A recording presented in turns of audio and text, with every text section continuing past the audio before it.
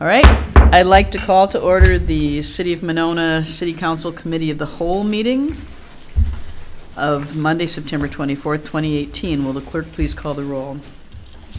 Alder Moore. Here. Alder Spade is excused. Alder Wood. Here. Alder Kitzlar. Here. Alder Fuhr. Here. Alder Groupie. Here.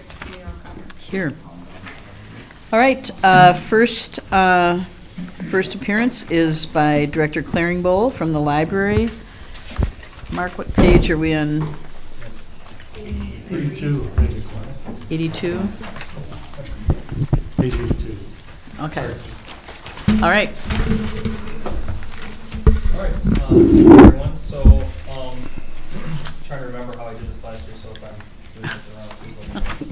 I have two projects for this year. The first one is the replacement of the carpets in the upper level of the library. The carpet is original to the addition, so we're going on about 15, 16 years. The main thoroughfares of the library, what the staff affectionately call Main Street, especially to the windows from the desk, it's definitely showing a lot of wear and tear. We have corners coming up in some of the carpets. And, you know, I was just looking over the statistics on the visits, so we're up about 4,000 visits compared to last year. So, I mean, we're definitely getting a lot of foot traffic with over 139,000 people visiting the library at the end of August of this year.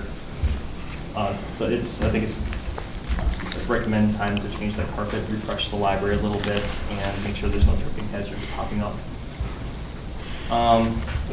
One thing I'd like to note though, so the total project cost in this is $86,000. Factored into this cost is the cost to take the books off the shelves and move the shelves so they can actually tear up the carpet. And originally, the company I'd be working with gave me a quote between $10,000 to $12,000. That $86,000 represents the high end of that, which is $12,000. However, after I submitted this, they came back, remeasured, and then came back with a higher amount.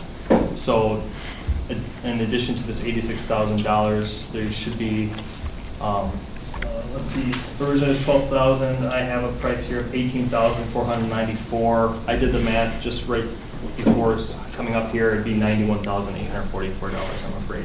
Now there is some flexibility there depending on how much staff can help out in the process, so there's less time that I'm paying of this company to do staff.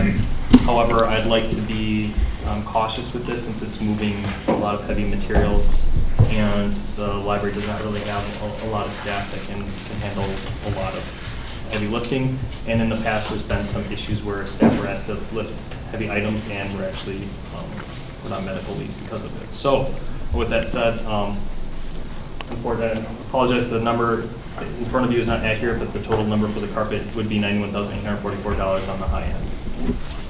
So we would need a budget amendment to increase that amount. $60,000. Yes. This does not include the building or It does, the entire upper level. It's 91,000 and how much? $91,844. Any other questions about this one? Okay, you want to go on to your next? Thank you. The next project would be redoing the tile in the lower level bathrooms. We have 4 bathrooms here behind me out in the hall. 1 men's and 2 women's restrooms and 1 family bathroom. Those tile are original to the building, I believe, so we're talking 40, 50 years. The cost to replace all of that tile, and I did include some photos. If you can see, while some fashion and styles are circular, I don't believe what you see in front of you is going to be coming back anytime soon. So to refresh these would be about $26,500. Question? Is this going to include fixtures? Because I'm just looking at some of these and they look like when you take the tiles off, you have to take the sink off. No, this price does not include like replacing the sink or the toilet. So they don't have to take the sink off or anything of that sort? They said they can go around. Okay. Yeah. Some of those, I think, were replaced at some point. I can't remember if it was part of the building project or Okay. since then. Any questions? Any others? And you're doing the wall and the floor? Correct. Okay. So is that your whole those two projects. those two projects, and then Along with. you and Brad are going to talk about the HVAC. And there's already, I don't know if you want to talk about the Oh, I'm budget. sorry, yes, there was also another amendment placed forward for the, It will be coming. will be coming to replace the cabinets in the back workroom where staff are.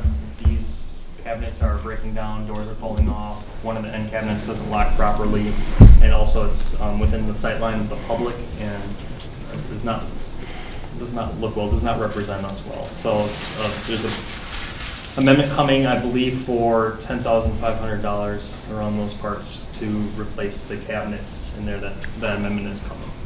10,912.39. Undercut, my apologies. Okay. Any questions about that? So are those, both of those amendments for the library, something that you'll just have Mark prepare, or do one of us need to put it? I currently have one, Molly's already, with the Oh. first, the second one with the Okay. cabinets.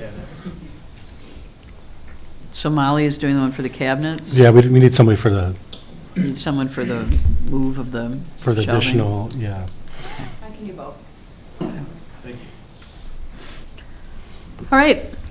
All right. Anything else? I think Brad is up next, so I I'll suppose stay you put. could stay put. Yeah, so Brad's on page 24.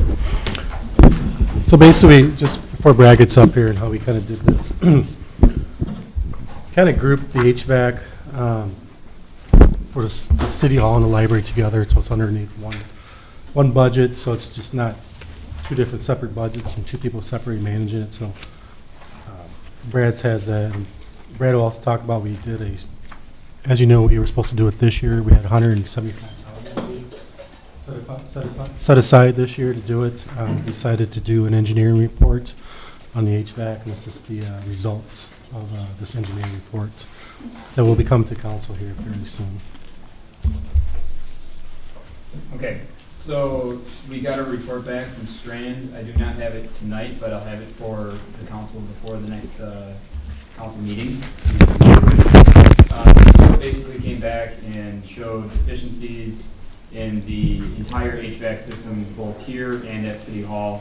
As many of you may know, but if you don't, the HVAC system here was a retrofit to replace the old system on the original building, and many pieces of that system were kept, including both air handlers here for the basement. So the two air handlers here at the library service this basement area, the lower level. All other rooftop units here at the library service the upstairs. Rooftop unit 5 is and has been maintained several different times at fairly good expense. That unit seems to be breaking down faster than the other units on the rooftop. The air handlers here are over 50 years old and are warrant replacement. So what was suggested in the report is for the library to do an air balance or air balancing.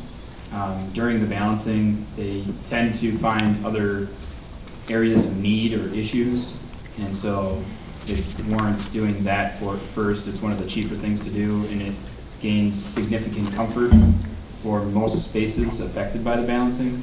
They recommended not doing the balancing for the downstairs or the lower level due to the age of the equipment and the fact that there's not that much to tweak in this lower level.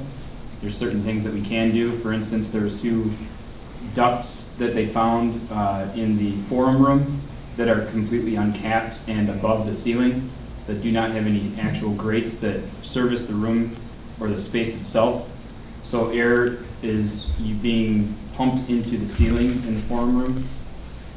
So that's not good, obviously. And so they looked at saying, okay, we could cap certain things, do tweaks to the lower level, but the main focus would be in the upper level, where there's a lot more intricate HVAC system existing today. And that during the balancing, they could gain certain comforts here and there, but they might find other issues. And then this list that you see before you could potentially be reprioritized based on what they do find. So that's for the library. They suggested doing the exact same thing for City Hall.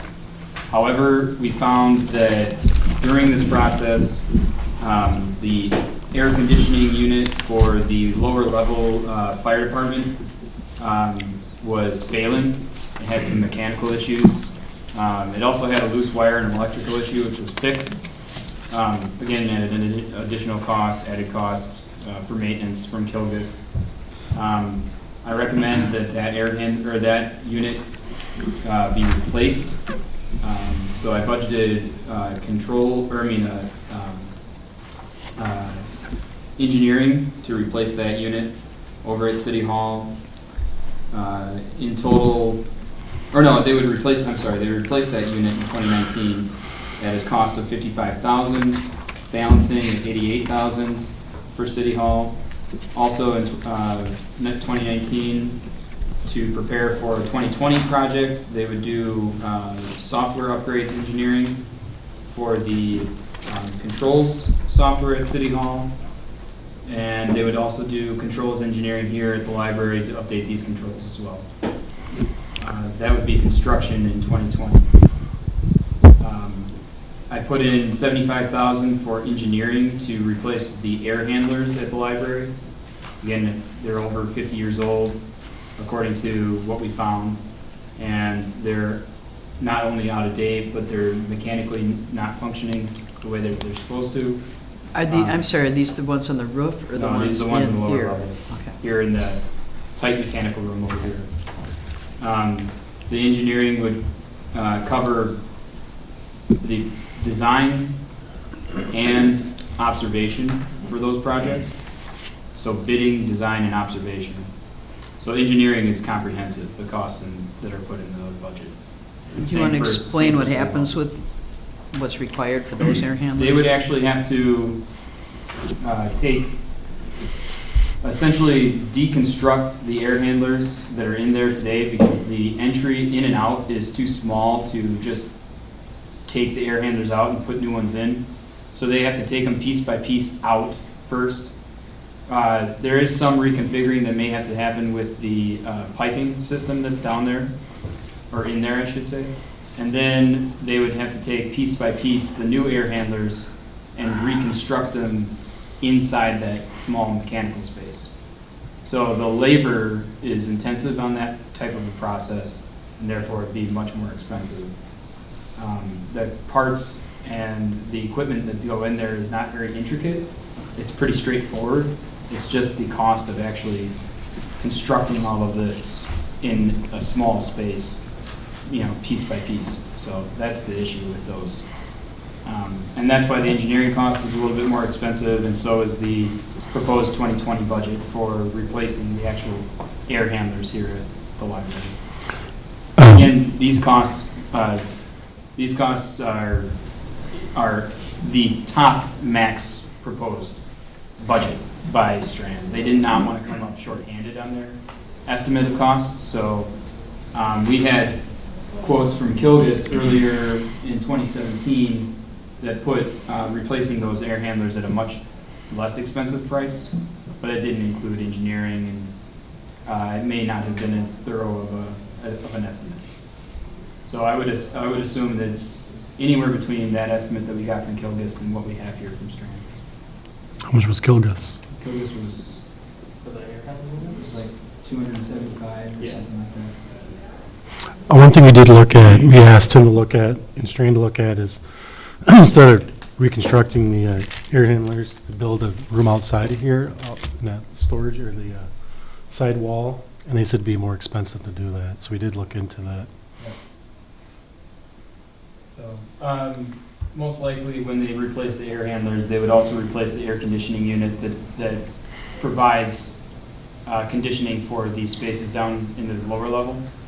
It just makes sense to do all of that all at once, and the air conditioning unit is fairly aged as well. So just for reference, useful life on most air conditioning or HVAC mechanical devices, whether it's heating, cooling, the actual air handlers, fans, any of that, is typically around 25 years. So installation of most of these devices in the library, the ones on the rooftop at least, that service the new addition, is 17 years now. So we're getting closer and closer to that age where either significant amount of funds have to go in to consistently maintain the units, or we look at potentially replacing them with more up-to-date, more efficient ones, which is also detailed in the proposed budget for sequential years moving forward. Questions? I just want to say that I've been advocating kind of a more proactive approach around this particular issue, and the recommissioning report that we've ended up doing, as opposed to spending the money in 2018 that we were going to. I know we have several professionals on the facilities committee that were also advocating taking a step back and not spending the money this year. And so I think this is, while the numbers might be a little daunting looking out longer term, I think this is a much smarter approach because it's addressing the entire system rather than just one piece at a time. Alder Wood? I had a question for Mark too, but since you passed over the microphone, whatever. So if we do what you have proposed in 2019, is the 2020, those are separate, 2020, I think, and maybe beyond? Or is it just, the amounts in 2020 as a separate project? I mean, we could still, so this isn't like phase one and phase two, that if we do phase one, we have to do phase two. No, that's correct. Yeah, they're all separate projects. The way that they're laid out is in terms of priority and in terms of what makes the most sense to do sequentially. So you want to knock out the highest priority options for the biggest bang for your buck, which would be the air handlers here. And at this point, the rooftop units wouldn't make sense to replace yet. There is some useful years left on those units. So really it's the air handlers here at the library, along with rebalancing the system. But I believe if you do the engineering for the 75,000, that's for that That is for the air handlers. $518,000 project. Yes. Correct. That's correct. And you think the 2020 budget items could be split too?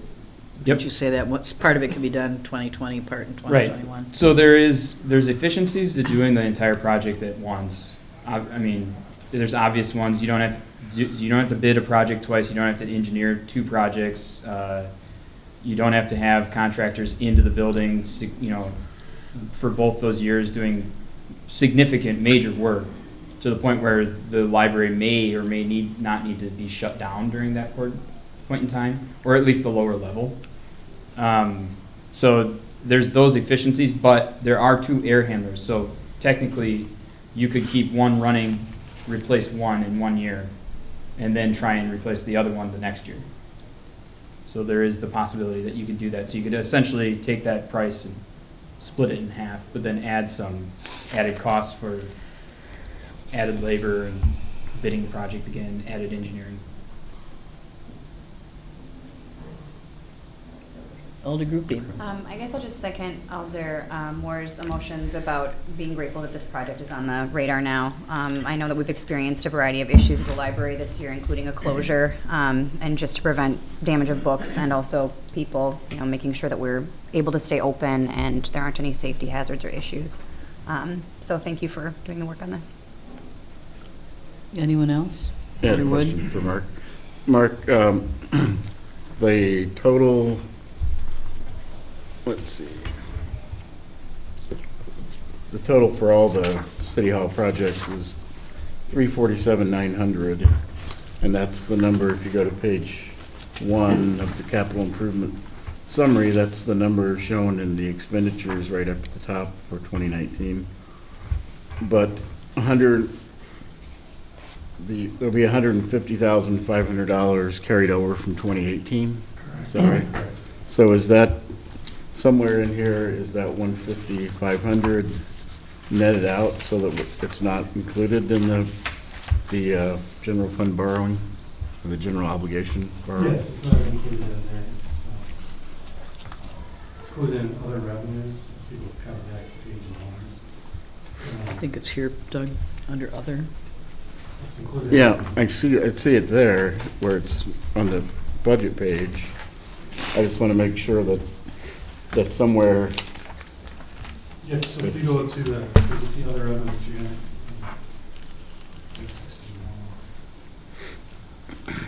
Other revenue is 361,000. yep, So if you go to page 6, which is all the other revenues, which includes that, it's 378,500. But they subtract out the media, which is right above that on page 1. A couple above that on page 1. So it is netted out of there already. okay. Want to make sure.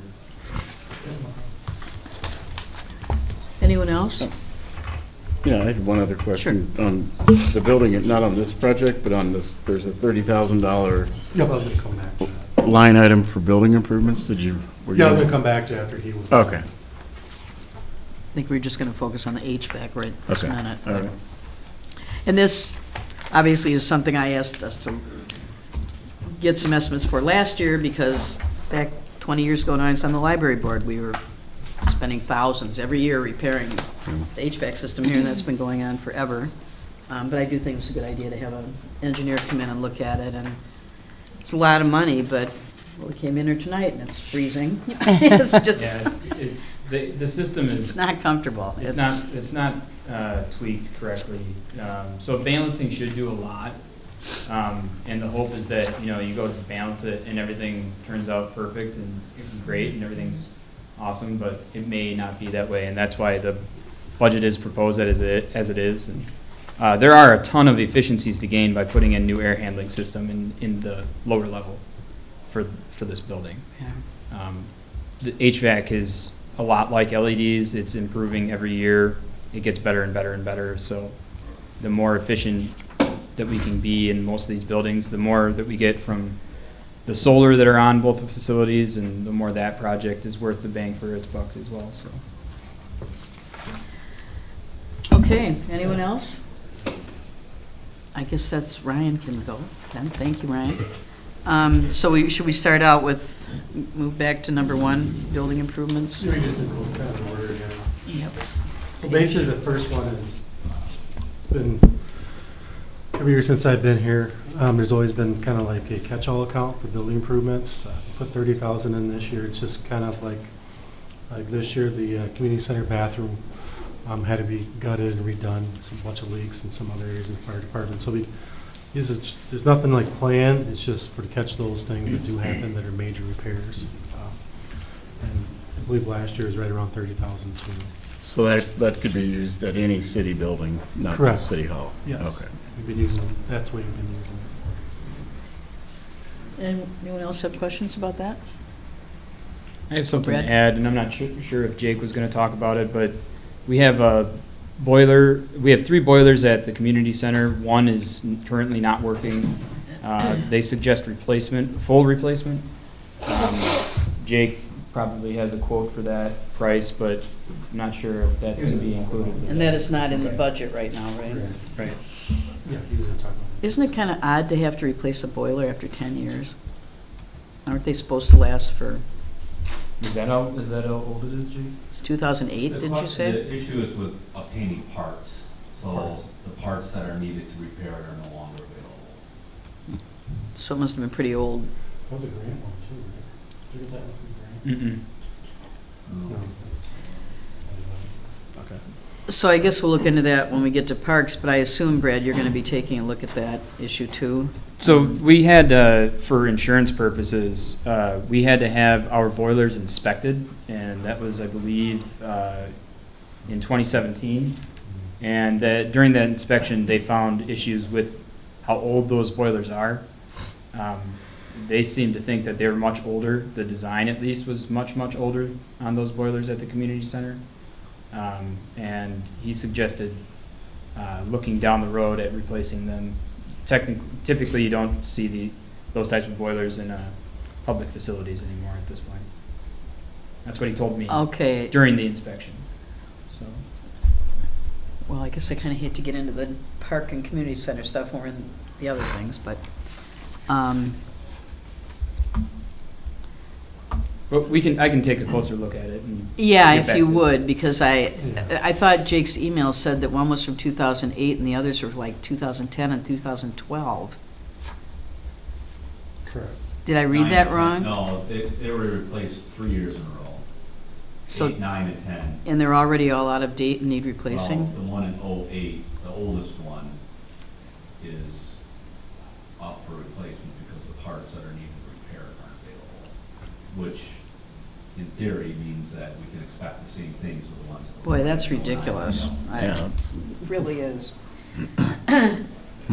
So right now, we're talking about 2008, the one. Yeah, just the one. I guess if you would take a closer look at that and come back to us with a little more information then, because that did not, this, today was the first I'd heard about that, so. I'll take a look at the Arnold Sheridan report that was done prior to getting that energy efficiency block grant that we had to do the boiler here and the boilers over at City Hall. And that has a lot of information about those boilers down at the community center, as well as the inspection report from the inspector that came for the insurance inspection. Is the Arnold O'Sheridan report, was that one that was done when Pat Marsh got the grant? Mhm. Because that's when the boiler was replaced here. Right, that's correct. So is that the same boiler? No, those are definitely older boilers over there at the community center. Even though they were replaced about the same time?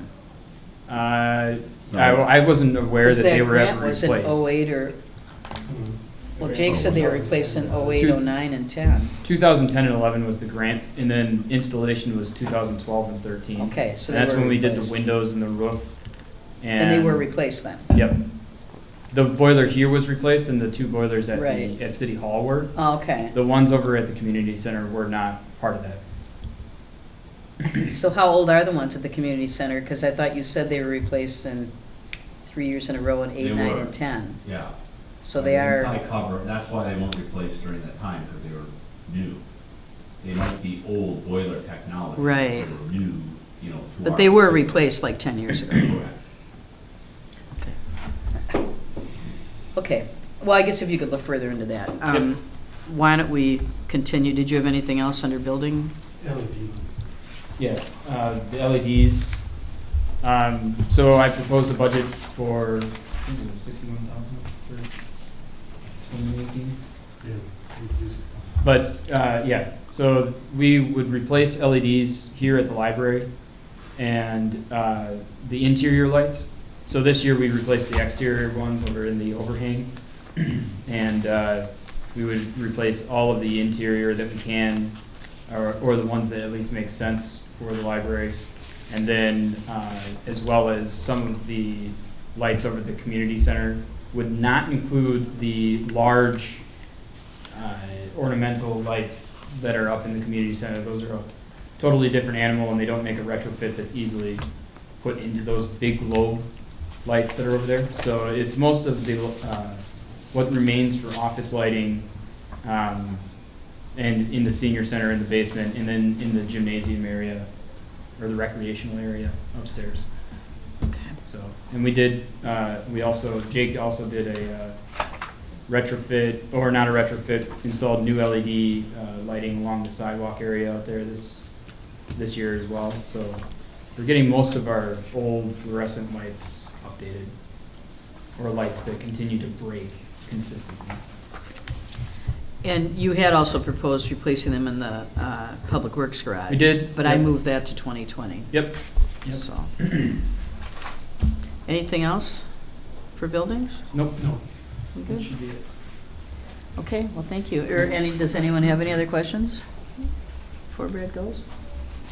I'm Okay. still here. Thank you. If you need me later. Next up is Jake. We'll start, Jake, with the parks budget on page 71. I'm going to say a lot of extra words tonight because Leah is taking notes. Great job, Leah. Supercalifragilistic.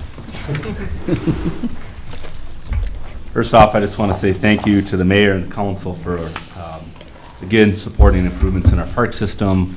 I think the projects that we completed this year are just a testament to the enthusiasm and energy that we have for our parks. And they really came out well, a lot of great feedback. on all the projects that we've done over the last 5 years. And saying that 2019 is a sort of not anything major outside of the riverfront project as it goes to parks. So Mark has the numbers broken down on River Park construction, so everything that wasn't included in the original street and park work that was just bid out is scheduled for 2019. And go ahead, Mark. On the No, so these are the things that I guess weren't officially approved, I guess, I don't know. So there's just the ice skating rink, public art, the B-cycle, and some of the security systems. So some of the stuff we have broken out as other revenues, and some of it would be borrowed for. As far as, like we talked about, donations for the public arts, talked about for the ice skating rink, that maybe get a sponsor, or, split it 50-50 is kind of we're looking into. So these are just kind of the things that I guess we weren't officially approved in the, they went out for bids just recently. So this would also include the site amenities at the riverfront, so all the benches and the tables, the curved wood top that goes around the seating rail. We will be investigating, right now we're waiting on notification if we got the stewardship grant or not. So that's a $385,000 grant request. We were supposed to be notified mid-September. This did a follow-up email today to see if there's any update, and she said it's at the state office, still reviewing it. Our grant specialist hasn't heard anything, so, but she's like, you're the fourth person today that's asked. So hopefully we'll hear something this week on if we're awarded the grant or not. That'll play into the overall budget that we have for the project. At that point, we will start to look at investigating naming rights for the ice rink. Those can all be bid out in January, February of 2019. The benches will be owner direct purchase, so those will be ready for installation as we end up on the project. The art feature, we have a subcommittee that's working on that, but that most likely would not happen this next year unless that committee, Parks Board, and Council came to a consensus of what that art feature would look like in the next couple months, based on the amount of time it takes to commission a custom piece like that by a specific artist. We will definitely have it prepped and ready to go for that location. And then the B-cycle, again, is going to be up to this body if that's something we want to entertain. Not only we have the purchase of it, but we would also have the ongoing operational maintenance, which is up to $10,000 a year. And that's something certainly we can look at sponsorship for or negotiation with B-cycle if we can get a lower rate. But if that's something this board does not want to pursue with B-cycle, we'll just have a regular old bike rack there. So, Jake, just to clarify, you're saying that you're adding in a bunch of furniture into this 385 as well? It's not No. listed here? No, that's not in it. It was, we took that out. Oh, we did, okay. That was My taken out apologies. part of the Yep. shelter that's being bidded Okay. out. So, yeah, I think Okay, sorry. it's not the same thing. The shelter, concession stand and restrooms is out for bid now. So we will get those results back at the end of, middle of October, and it will be on the council agenda of the first two meetings in November for consideration. Advocate, sir. So that includes the benches and stuff? I just want to make sure I'm hearing. That'll be this part right. of that. That I believe part, so. okay. I have other questions related to the portable ice sheet and equipment. Is that a firm number? I know we're going to spend money on a consultant. We have the consultant working on a firmer number at this point Okay, on what that, for our ice rink and size, what that would cost. So that number will come out by the end of this year. okay, and that's inclusive, when you say and equipment, that's inclusive of any kind of Zamboni or other equipment that Correct. we need in order to maintain it? Correct. Okay. And I also just wanted to mention, since I have been one of the people in the work group for public art, that I would asterisk both the B-cycle and the public art as also items that I think we can be looking at grants and sponsorships for. you only have the ice rink as asterisk, and I think, you know, we can pursue grants for those other items as well. Anyone else? Okay, let's move on to the next one. The Toolcat equipment purchase is primarily a piece of equipment that will be used at Riverfront, that will be used year-round in park operations. This piece of equipment is kind of the standard that most park departments use for a lot of maintenance operations. It takes a lot of our Bobcat attachments that the Public Works Department has, so we can utilize a lot of those existing attachments, snow blowers and augers for drilling holes for tree planting, etc. It's very maneuverable for out in the parks for trash collection, for special events.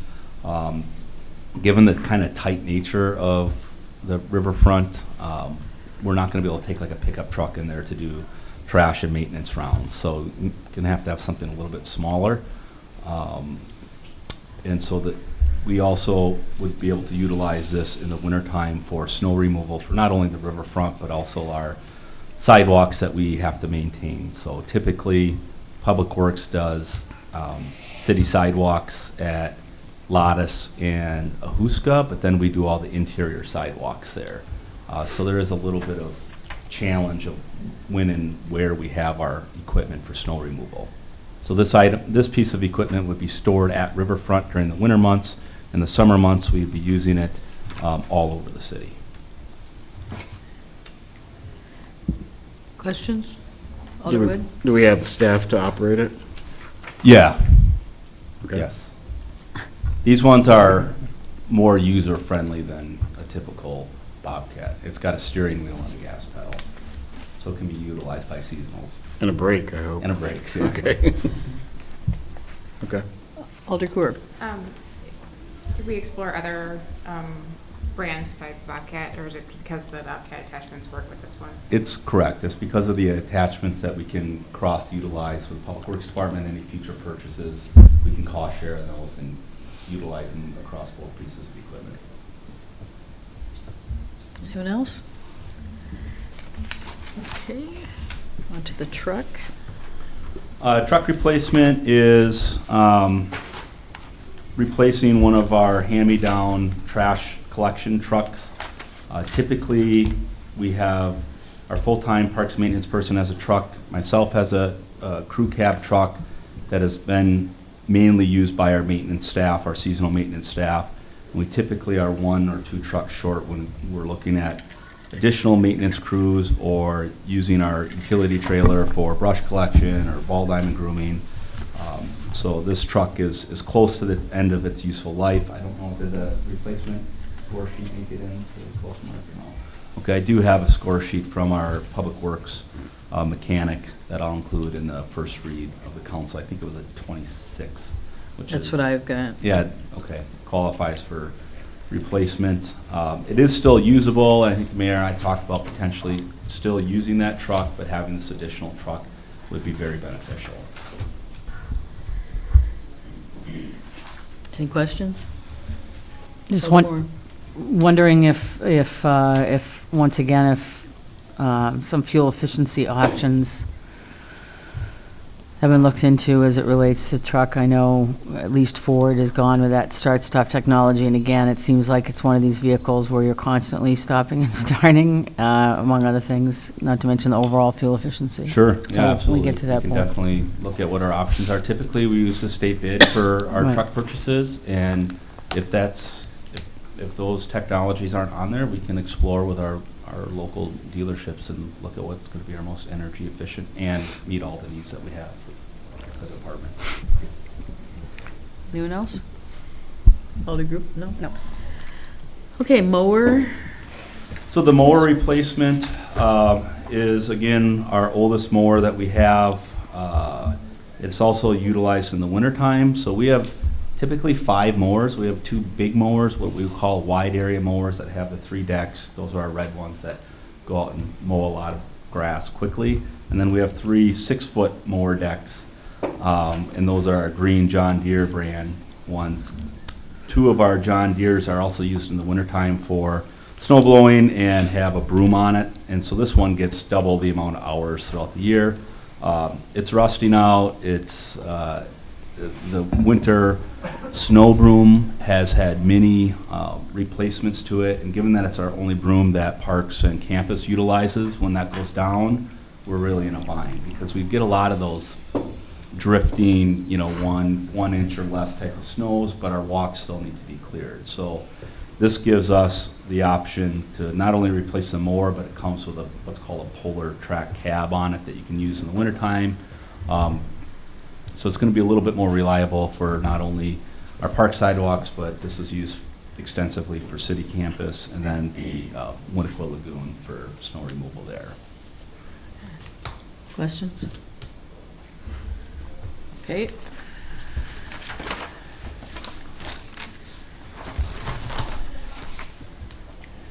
Next page. Oh, Stonebridge. Yes. All right, so Stonebridge Park is our northernmost park that we have currently in Monona on Winnequa Road. It's also a lake access park. It is home to the piers for the Lake Monona Sailing Club. 2014, we went through kind of a conceptual master plan, went through Parks Board, Landmarks was involved a little bit because of the pagoda. Had some discussion back and forth on what do we do with the pagoda. Eventually, from Landmarks and Parks Board, want to save it and keep it in its original spot. This project would be to update that conceptual plan and get a firmer master plan for what we would like to see. Typically, on a park renovation, especially a lake access park, we do it in a 3-year cycle. So year 1 is the conceptual, year 2 is the planning, engineering documents, and then year 3 would be construction. So tentatively, we'd be looking at a 2021 construction.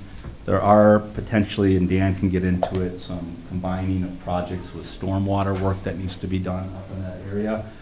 So that time could change depending on what we would need to do for stormwater improvements at that park. Questions? Alderwood, what is the status of the study of the pagoda roof? That was going to happen this year, but it's Right. been postponed, right? Yeah, so there should be money somewhere in here. We were gonna carry over the 2018. It's in the 2018 or now, we'll carry it over next year. Okay. Trying to remember where Sonny left it and what Sierra's working on to get, what we need is good enough architectural drawings to go out for bid, and that's what we're waiting to get, is the architectural drawings. So are we waiting to get someone to do the drawings? Right. I believe she was working on the RFP to do that, and has been working on it. I think Hope was gonna try to get it done this fall. Okay. I know Jake likes to give me a hard time about this, but when I was on Landmarks, the pagoda is not in real great shape, and the roof is really deteriorating, and so to continue letting it deteriorate, it's, I always say it's the only historical thing in Monona, just about. So are you covering that with plastic in the winter? Yeah. Or you will be? Yep, we will take care of that. I think what they found was that it's really only the roof that is deteriorating. The rest of it's in pretty decent shape. Yeah, the roof's in pretty, The roof is not, yeah. yes. So, But it's such an odd piece of architecture and special concrete work that it's, we tried to do an RFP just to do the work and really, got not very good response at all for that. I think until you know what you're gonna build it out of, and that's the problem, they don't know what And the it's built out exact, of now. even except the exact chicken wire and- size of it too, that's, because some of it's obviously gone, broken off, so. Yeah. Okay, the Indian Outlet Mound. Indian Outlet Mound Management Plan. So this project stems right out of our UCY cultural resources project that we did with the university students. We were grateful to be able to work with Ho Chunk and classes and talked about the historical significance of the mounds that we have in Monona and then some proper protection of those. And so This mound is between Frostwoods Park and Bridge Road Park. If you're familiar with it, it's a real conical mound. Mowing the turf there is especially challenging because of the steepness of it. Any sort of wetness to the turf can cause degradation of it, which is what the Ho-Chunk and the Native Americans don't want to see, any degradation to the turf itself. So our initial discussions were you remove hardwood trees from the site except for oak or hickory, which we do have a couple oak trees. There's a big, might be an ash kind of in the middle of it. And then you look at a restoration of the turf grass to like a no-mow grass with some wildflowers in it. So this project would include a tightening up of that management plan and then some work. It may cover the majority of it. There may be a little bit left over in 2020 to do to kind of complete that management plan. Typically, we do year one planning and the actual construction work, but then like Woodland Park, year 2 and year 3, just to make sure it's doing what we want it to do with contractors. Of course, this would be consulting with not only the Native American Ho-Chunk population to make sure it meets their standards, but also with our Landmarks Commission as they've been looking at recommendations for the rest of the outlet mounds in Monona. Is this something that, I guess this, I'm assuming that this might be something that also could be potentially grant? We'll definitely look into it, certainly. Yeah, I'm just thinking there might be some grant money available because it is a historic piece. So, for that matter, I don't know if we've ever looked into the next thing, which is if we've looked into grant funds for our Oak Savannah at Woodland too. Might be some monies available. Alder Groupie? Just a comment that I think that this Indian Outlet Management Plan is really important. I'm glad that you're doing it collaboratively and with cultural sensitivity, and I think it's really excellent that you're doing it. So, Anyone else? Alder Wood?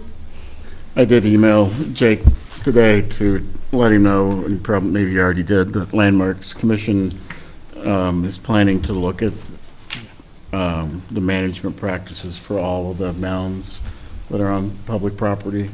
And so we'll want to hopefully get that done before his project gets too far along.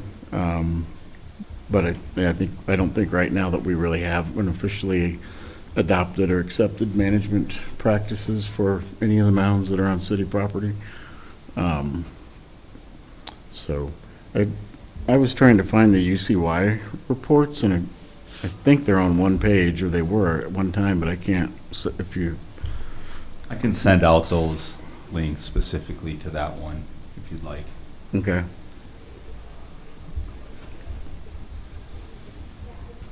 Anyone else? Nope. Move on to Woodland, Jake. Sure. Woodland Park Management Plan's been in our capital budget for over a decade, continuing to execute the approved management plan. That the dollar amount has decreased over time, and that says a lot about the Travers that have done extensive volunteer work up there, many times using their own money and volunteers for prescribed burns, application of pesticides to eradicate invasive species, the garlic mustard, buckthorn, honeysuckle, and then replanting native forbs and grasses throughout both the woodlands and then the open area that you can see from Monona Drive. So this year, with the Travers' generosity, we are adding new trailhead signs and trail markers along the paths. We're hoping that will happen yet this fall. We're just waiting for those signs to be shipped. Typically, this money might go towards some tree removals that we've had in the park, which typically are done by a contractor because of the contour and the complexity that they're done. We're close to that point, I think, with the wildflowers and the grasses, that we can start doing some replanting of trees within that, primarily oaks, but we're hoping we start to see some regeneration from the existing oaks that are in there. Anyone? would. So this, sometime mid-summer, I took a hike through Woodland Park, and some of the trails were impassable for good long stretches. I'm glad to hear we're getting new trail markers, because it seemed like some of those were not, they didn't necessarily align with where the trails were. So hopefully we'll get that fixed, and then, but I don't, midsummer, it really, you couldn't walk through parts of the trails. Yeah, typically we will use one of our older mowers with dull blades. You don't want to mow down to the ground because we have a lot of tree stumps, and so typically it's myself or a full-time staff will be up there and make sure that we maintain that path. We just didn't get to it this year. Ideally, long-term, we're looking at a crushed rock path. That would be fairly expensive, but would be make the ability to do prescribed burns a lot easier, and then make that path more definite. We're also looking at long-term reshaping on the east side, the Aldo side. The existing path goes kind of through Tellurian proper, through their parking lot and back up. So we'd like to be able to make a somewhat more accessible path. By accessible, I mean not straight uphill like it is now from the Aldo Leopold Nature Center, and create a path going that up through that way. So we do have some tentative stuff marked out. This would be something done over the course of several years and utilizing volunteers. Anyone else? Park tree replacement. Yeah, so standard item, this is for removals, replanting and mulching and care for new trees. As you're all aware, the emerald ash borer is in full force in Monona. Conditions of trees in parks are deteriorating. We have this a little bit more, at least requested this year, in case we get hit hard over the winter with EAB and have to do more removals than anticipated. Typically, we're between 10 and 15 removals in the park system in a year, and about the same amount for plantings. Are you still pretty much waiting until they're actually visibly Correct, yep. stressed? And The ones we're most concerned about are the ones that are, along paths or sidewalks that would have more danger to the public if they were declining at a more rapid rate. But I would urge you, if you are interested at all, take a ride with me and I can show you the amount of ash trees that we have. Particular Winnequa Park is going to have a significant change in how it looks due to the disease. We're also seeing a lot of damage to our maple trees, and so we've seen a lot of girdle root, which is basically where the root wraps around the bottom, and our maples are starting to be susceptible to that as well. We also are just at a lot of our, natural lifespan of some of our trees in our park system. So we do replant, but the replanting adds a significant amount of maintenance and care to it, especially in those first years, for making sure they're watered in, pruned properly, and mulched properly. So we don't like to do too many, I won't want to do 200 trees in a year. anyone? Okay. And finally, your last. This is a annual maintenance placeholder for replacement of trash and recycling cans, benches as needed, and then bike racks. So we've added, I believe, just about every park has a recycling can. There might be two off the top of my head that don't, but it's been a significant sustainability initiative of ours to increase recycling in the parks. We've done that by adding those cans in key places and make sure there's enough of them. As the use of our parks and the increase of the activity in those parks, sometimes we have to add more. For example, Bridge Road Park, before we did the project, we had one trash, one recycling. Now we have two trash, two recycling, one at kind of each entrance. So, and that's just in response to the amount of use that we have at the parks. But they're expensive. Trash cans are $500. Anyone? Okay, we're on to pool. Age 91.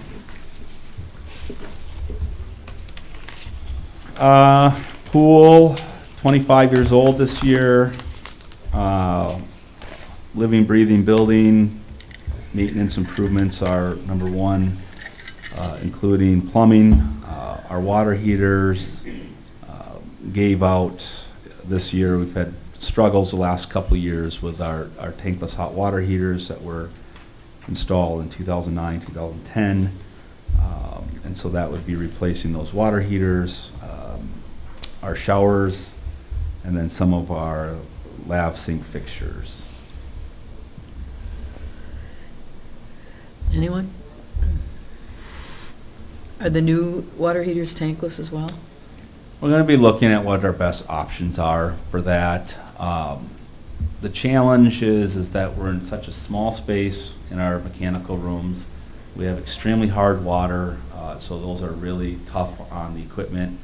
We may be able to, we have water softeners, but they're not either working or programmed correctly to kind of keep the water softened to maintain those. So we may go back to tanks. I'm going to have a couple experts come in and give us their best opinion on what we do. We have two newer tankless water heaters now, so we'd like to reuse them if we can, and maybe one locker room's tankless and one's not. But we'd like to be able to not have to replace them before we replace the pool. Okay, that would be nice. All right, The electric vehicle, I don't really have a budget, like a rec capital budget, so we put it under pool. We're having so much fun with the existing electric vehicle that we have, that we could use another one. They're very handy to use. I like driving it myself through the park system and not taking up one of our trucks. If we have small repairs needed, we can put things in the back. For our special events especially, and for our recreation programs, they're extremely helpful. So being able to haul supplies from our community center out to the park. We are adding or at least proposed in our operating budget for full day summer rec camp, and so our rec staff would be able to utilize that vehicle. Right now they're hauling coolers of water from the community center over to Firebirds Park. And then this gives Missy, myself, and our full-time staff the ability to kind of move through town without having to use a gas-powered vehicle. anyone? Yeah, so I Would. applaud the effort to get the electric vehicle. I just kind of, going back to my previous question of, you're adding a vehicle in parks and you're adding a vehicle under the pool budget. Do we have adequate staff right now to operate, to utilize all the vehicles in the fleet? Yeah, I mean, we rely on a lot of seasonal employees throughout our whole system. We're probably close to 100, Leah, total between pool, parks, and rec. There's been a lot of personal use of staff's vehicles that aren't being accounted for currently through either reimbursement or under our city's insurance umbrella. I'd like to reduce or eliminate that. Anyone else? Pump repair? Pump repair is a placeholder in case we have a uh-oh moment with one of our pool pumps. We had one of those this year, started it up, doesn't work. We have a backup pump, so we were able to put that in, which is great, but the cost to fix the pumps are generally between $1,500 and $3,000, as long as we can keep repairing them. If we would need to replace one, then that's where we're looking at that higher range. But hopefully we won't have to use any of that next year, but. Anyone? And your final item is pool furniture? Yep, deck furniture, just a yearly replacement schedule of our deck chairs and chase loungers. Any other questions for Jake? Do you mind, as long as Jake's up here, if you go to page 53, which is the dredging. So right now, the dredging, we have, there's two Oh. issues right now. There's the PCP, which is required, PCB, which is required.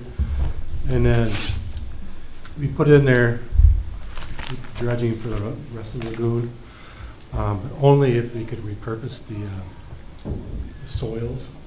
So I don't know if you had questions for him, if you want to talk about that for a second. Yeah, and just to clarify, it's the North Lagoon only, so from Nichols Road north, there's a segment of that that has the PCB contaminants in it. Depending on means and methods of how they dredge, you're gonna see cost savings long-term if you just do the whole thing at once. We do have issues with a large amount of sediment buildup as you round the corner from a detention basin in Fireman's Park. That basically causes a swale to be wet year-round. Originally, when we built Fireman's Park and put that detention basin in, as we had a heavy rain, it would overflow that detention basin, go on a grass swale into the lagoon, and then it would dry up and we'd be able to maintain that. That hasn't been the case, and that's because there's so much sediment built up around the corner.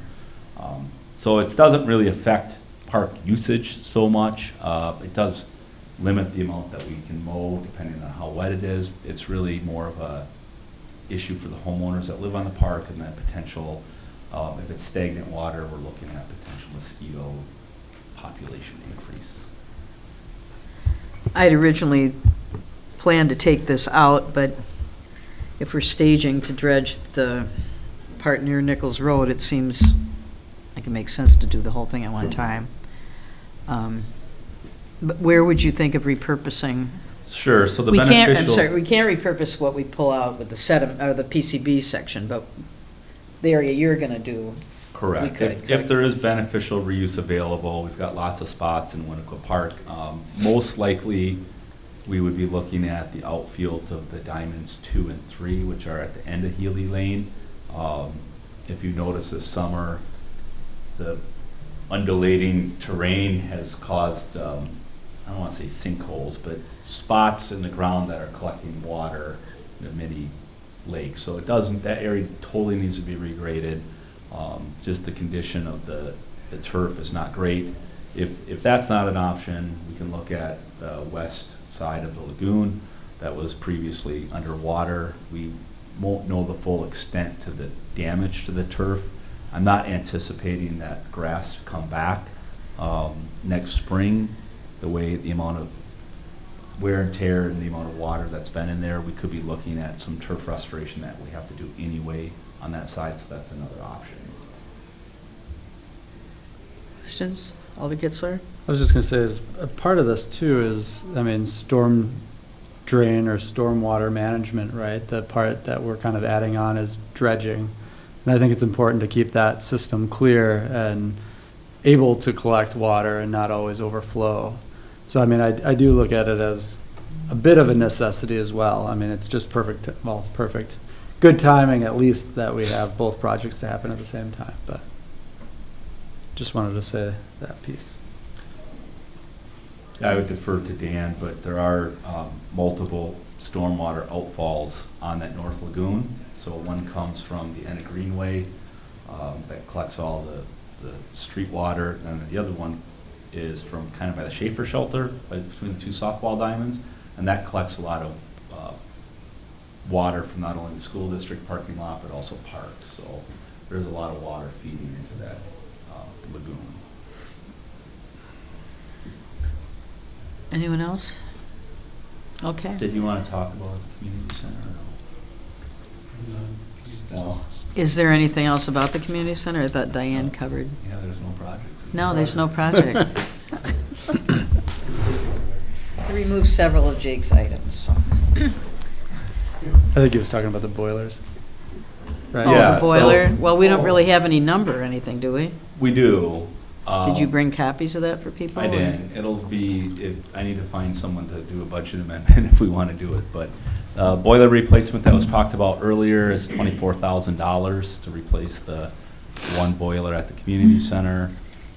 The concern if we don't do anything is if another boiler goes out this winter, we're not going to have heat. We're going to be shut down. We had this happen last winter. We had emergency service call in the middle of the night. They were able to kind of repair it jury rig style. But that's our concern with the boilers. We did also have another project that we've been dealing with our doors. That's about a $12,000 line item to do exit devices, so the push bars that you see on most commercial doors. Our doors are not locking consistently at the community center, both in the entrance to the community center, senior center.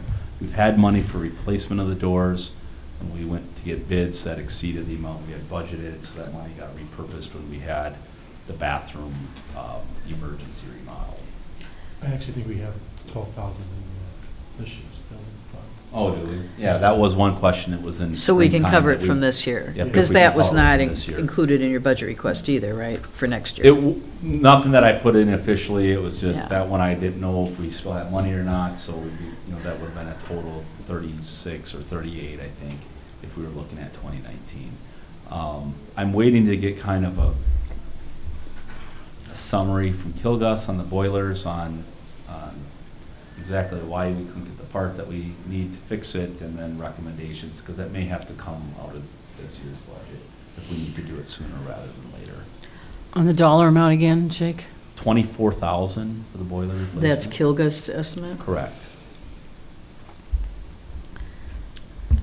Well, I guess I'm with the mayor on this one, which is, it doesn't make sense to me if they were replaced so recently that we're looking at, I mean, either we made a lousy choice or they made a lousy recommendation or something is going on there. I mean, it doesn't make sense to me that they would need to be replaced so soon if it was 8, 9, and 10, like you were saying, or 9, 10, 11.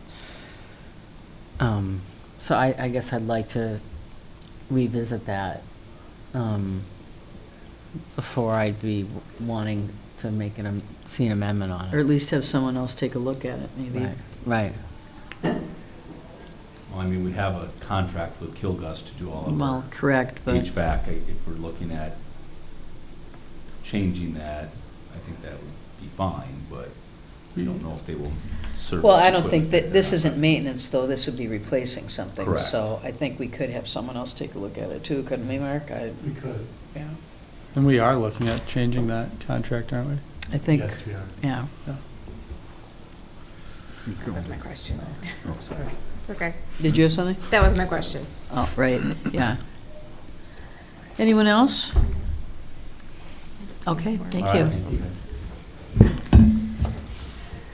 Dan? Page 50 is start stands. It's gonna be exciting stuff.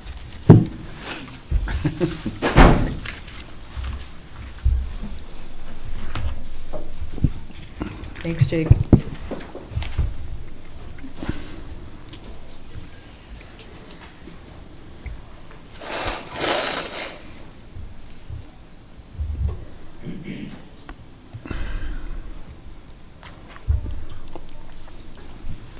Okay. I will be going through all of the items except for one. When we get to REACH 64, the TP credit analysis for the leaf collection operations, I'm going to have Brad come up and explain that. He's got a better grip on that than I do. That being said, going right into the Bridge Road reconstruction that we have planned for from Winnequa Road to West Broadway for next year. The estimated cost for Monona is looking at $1.97 million. That covers water main, storm sewer, there's some bridge repair and enhancements, street improvements, and undergrounding the power and private utilities. If you add administration and observation in there, in the total construction with contingency, we're looking at $2,075,200. There's a component of that where the engineers are looking at redesigning or fixing the intersection of Winnequa Road and Bridge Road. The current setup is really doesn't meet the federal standards for the intersection. So they're looking at a number of options there. When they have that design, that'll come to Public Works Committee. There's also a component of this reconstruction that is for the city of Madison. That, their cost is not in with our cost. They have some street obligations and sanitary sewer and storm sewer as well. Their estimated expense is somewhere around $865,000. They'll be assessed for that. Any questions for Bridge Road? Kind of a side question. So the undergrounding power, private utilities, when we redo streets, what consideration goes into undergrounding? I'm just thinking of all the roads and if we None. do McKenna coming up. It's too expensive unless, I think Monona Drive, what would we pay? Mhm. About $1 million a section. And MG&E paid for part of that on the road, right? Right. Phase one was a little bit cheaper, the other two phases were expensive, I don't remember offhand. You know, this small stretch on Bridge Road is $410,000. And there's some private utilities on those poles as well. That's in question right now. They're gonna try and get us to cover that cost, and we're gonna try as hard as we can to say, no, that's not our responsibility. They're piggybacking the MG&E poles right now. So that's a cost between them and MG&E, in our view. You know, had we done that on Twenty-Watha Road last year, we probably would have added $500,000 to the project. Unless it's a council decision, you know, to include in every project, we can look at that. Gotcha. Thanks. By private utilities, you mean like charter? Charter, AT&T, you know, phone lines that are up on the poles. Any other questions? I had one.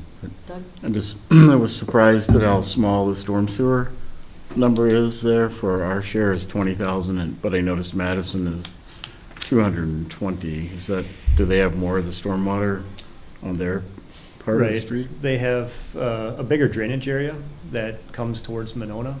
Okay. A portion will follow Bridge Road near the MMSD pump station, but there's a larger portion, I believe it's the 100-year flood event, that will go down Metropolitan Lane, south of the yacht club. So they have, we're trying to get them to account for the 100-year rain event, so we don't have overland flooding in that area. So they have a significant cost versus Monona. So they would be paying for part of the storm sewer in Monona? For the upsizing of the mains? Yeah, Yeah. okay. Nancy? Good. So I, having not lived through other projects that are similarly jointly financed, I mean, how do we go about assuring that Madison's gonna do its share when we need them to? We have cost share agreements with them. Ours is not yet completed for Bridge Road with them. We have past agreements. Tompkins, we did a shared agreement with them. All 2 phases of Monona Drive, we did a cost share agreement. So there's templates. City Attorney Bill Cole has done these before with them, so. But in that cost-sharing agreement, it allows us to dictate the calendar for that? It's our project. Okay. When we did Tompkins, it was their project. They dictated the calendar. Right now, we are working with them on Atwood. They'll be leading that effort. So all that is really spelled out in the agreement, and that hasn't come forward yet, so. Okay. Anyone else? Okay. Okay. The next item, you touched briefly on it when Jake was here, the PCV sediment removal, the Winnequa Park Channel. We've been working the past 3 years with Strand Associates and with the DNR. We've received 3 grants to do the research into the PCB dredging. The phase 1 portion, if we just do the PCB cleanup area only, we're looking at a budget item of $440,750. If we do a combined project with the Parks Department and do the additional dredging, we're looking at $846,600. Is there any questions further on the PCB? Alder Core? So remember, I know the significant cost tends to do with the disposal. Are we having to dispose in phase 1, or is any of that going to be able to be repurposed? Not for phase 1. Okay. that'll be going to the landfill. And Jake touched on the type of dredging. It'd be the mechanical dredging with the extended reach excavator, not the hydraulic where they use the barge and the suction. So it'd be more like we did down at Schluter. Yep. Any other questions? Okay. Okay. Moving on, next item is engineering for Winnequa Road Bridge replacement for the bridge leading into Pirate Island. We get our bridges inspected annually by the Wisconsin DOT, and they've determined that this bridge has a sufficiency rating of an 8.6 on a scale of 0 to 100. The bridge was constructed in 1960. And the substructure and superstructure components are in poor condition, and basically the bridge needs to be replaced. This past summer, the DOT did put weight limits on it for us, so there's restricted weight on that bridge right now. So we're looking at engineering for that bridge in 2019. We also are going to take a look at possibly installing another bridge on the south end of that channel to go to Broadway. We just want to see if we have the land, if it's feasible. It would be a right-in, right-out possibly. But the main project right here is to replace the bridge we have.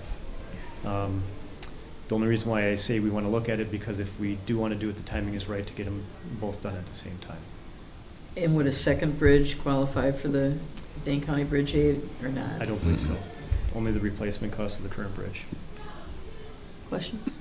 Yeah, I do. All the groupie? And then you would? Okay. I just want to say, when I read this, the sufficiency rating of 8.6, I found that to be very startling.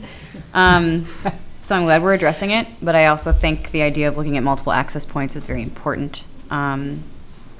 So I'm glad we're taking Right. care of it. The timing is right for it. Right. At least take a look at it. Doug?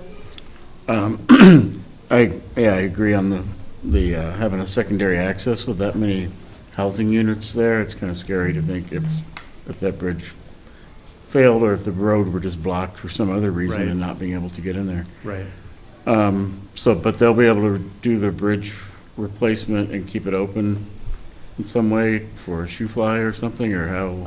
That's one of my concerns. If we can do a second bridge, it'd be nice to construct a new bridge that connects to Broadway first, Mhm. and then we transition to the replacement of the current bridge. But if we don't do that, that trick will be left up to the engineers to decide how we do that. More than likely, there'll be a half a lane, one way, one of the half, or half of the lanes going in and out. I don't know how they'll do it. I don't have that experience with bridge replacement, so. Okay. But we'll find out. Anyone else?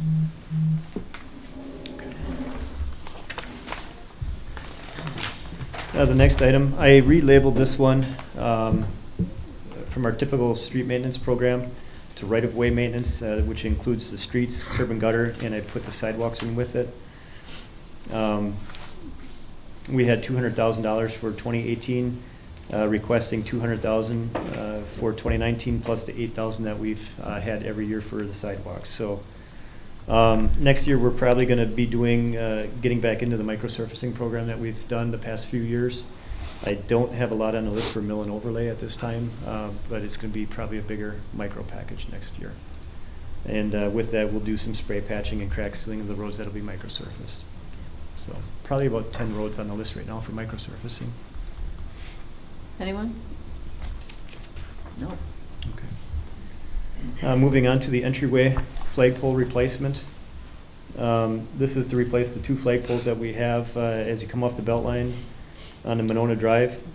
The current access points are 11 feet off the ground, and that requires the guys to take a step ladder out there every time. They have to lower and raise the flags. The internal mechanisms are failing. They're old poles.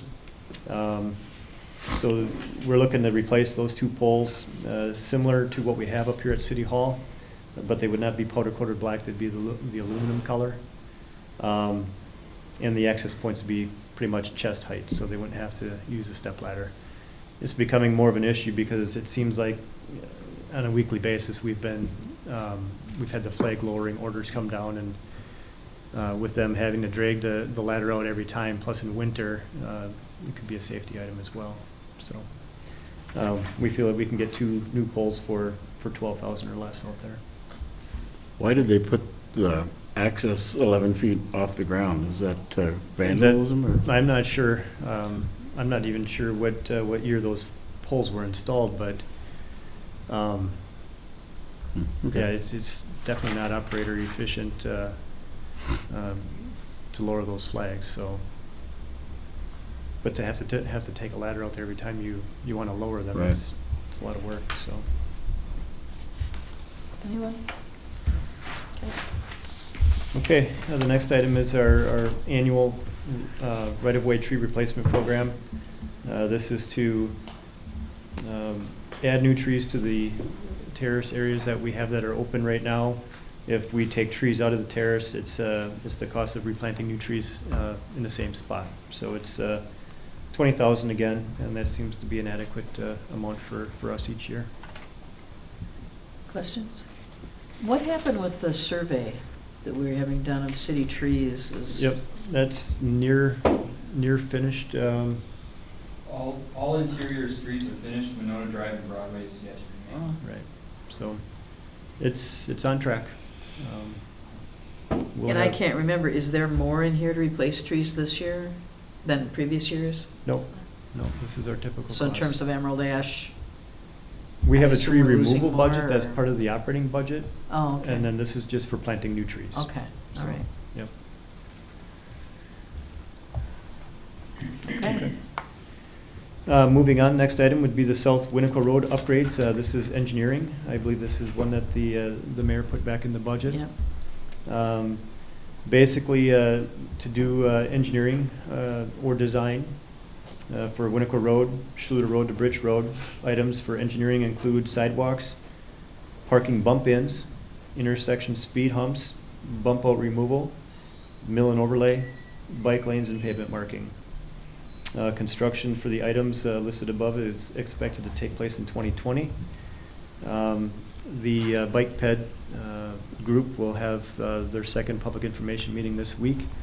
Once that is done, the engineers will compile a final report to the committee and city council, and there will be more capital project areas outlined in that report, but the South Winnequa Road is definitely going to be identified in there, so it's a good first step. And this is not the same as the one that Public Works took out. Right. That was for 500,000, right? That one included construction. Yeah. So this just looks at engineering, completing design for that stuff. Because I really want something in there for next Right. year. I think after everything that's happened, we need to look, I mean, not just how it looks, but I think we need to do something. And if we have to wait another year, Right. I'd at least like to have the money in there for engineering, so we're starting a plan. Right.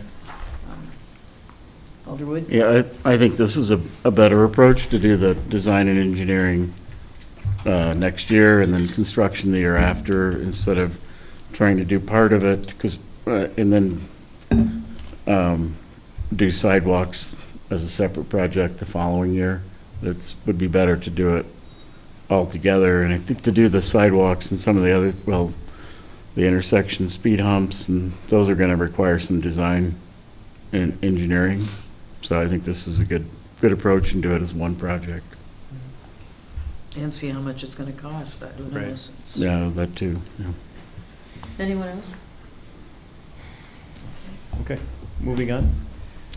Next item would be the water tower upgrade preliminary engineering. We're looking at some modifications to the water tower area.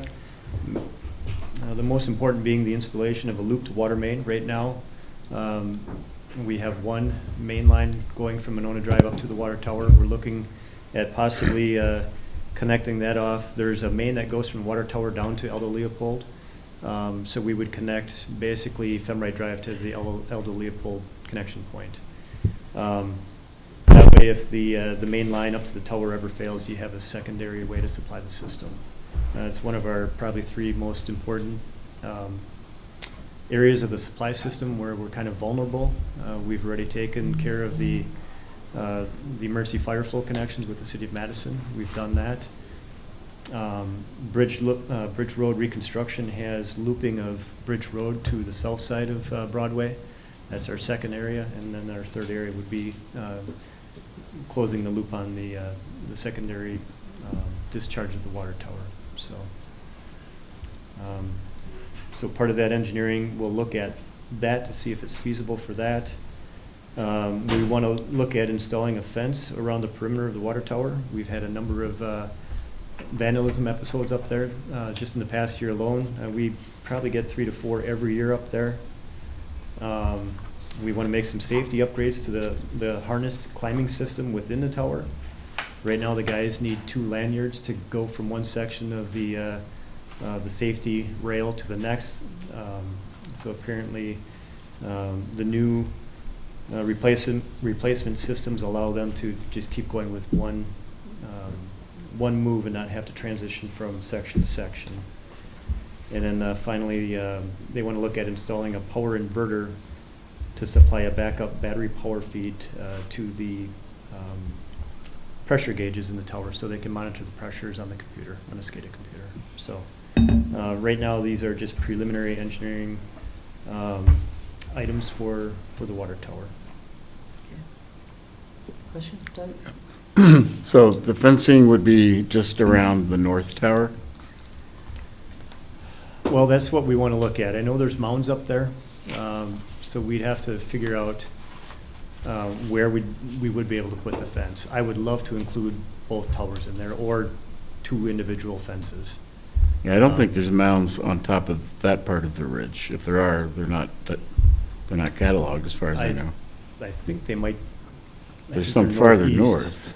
Are they northeast of that the white tower towards the blue tower? I think they're in that area. Well, I know there's the Brindler, the group of mounds immediately north of there, like on the other side of where the old road Mhm. went through. Mhm. There's mounds on the other side of that, but Okay. I guess, Mike, to try to enclose both towers with one fencing system would create a problem because that's a major route for anybody who goes through the park. The trails, okay. They need to be able to, so if you had, I think, if you needed to do 2, that would be preferable to Right, trying to okay. fence all of them together. Yeah, it's quite a big area if we put both towers in one fence, so. Right. I guess right now, our main goal is to secure the blue tower, where we have the water supply. The whitewater tower, we do use that now. We've used it the past 2 summers to get us through the summer high demand season. It's worked out great. And for our flushing seasons in the spring and fall, it helps reduce the water hammer out in the system and keep our flows even, our pressures even. So we are getting ready to take the white tower offline here probably second week of October. But in any case. So I can't resist bringing up Dick Litchfield's suggestion that we paint hot on one and cold on the other tower. I know you have also, you mentioned that another access. Right. Other than this going straight up the hill, which. Right. I don't know what the thought is. If you're looking at some kind of switchback road going up the east side of the park, that's going to be extremely sensitive. I don't know how best to put it. We put so much effort into getting that park where it is today that to use up a lot of it for an access road is going to run into opposition. I know there's been talk about possibly, if you can work out an agreement, going off the back of the water tower plaza parking area. Sure. And coming around, you know what I mean? So. Yeah, that would definitely be a good option as well. Right now, the guys don't even drive up it in wintertime. It's with such a steep grade going up or coming down. If the driveway's iced over, plus the big trucks that go up there when it comes time to paint it and do maintenance on it, coming down that driveway is risky every time you come Yeah. down. So we at least want to look and see if there's another option out there. Mhm. And I have heard about the one where we could possibly look into, gaining access to the Water Tower Plaza area, so that'll be on the table. Okay, thank you. Okay. Okay?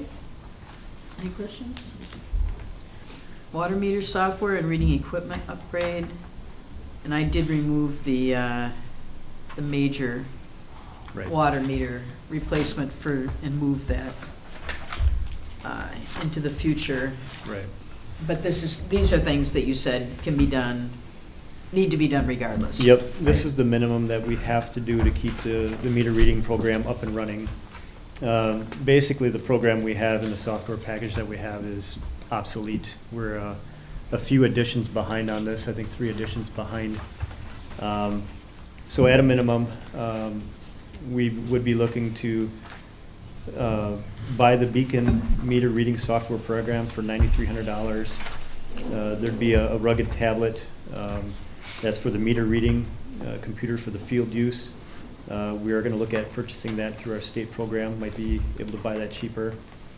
And then to merge the new system with the current accounting program, Cassell, that's around $1,000. So at a minimum, we're looking at $15,200 to do what we have to do to keep the program up and running. The Public Works Committee did look at a 2-phased approach, going to a fixed-based smart meter reading system. And I think that cost us somewhere around $450,000 each of the next 2 years. That's been put on hold. So we have the minimum program coming here just to get the software package up and running, so. Alder Curry? So if we do move to this new system in 2020, 21, whatever, will this software package be of any use to us whatsoever? The one that we will be proposed for next year, yes. Okay. Yep, yep. And- That would have been part of the phase 1 program. All right.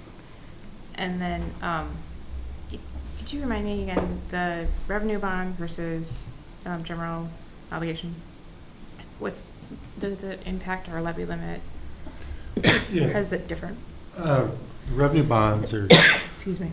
paid by they call it user, or by the rate users, so they would be paid by with the interutility rates. It's part of the rate structure. PSC, when they do the rates, they take a look at it and they portion it into part of the rate structures. Revenue bonds are not supported by the general property taxes, so we do pay a little higher rate for those revenue bonds, but they do not account against your overall debt limit. So there's pluses and minuses with that.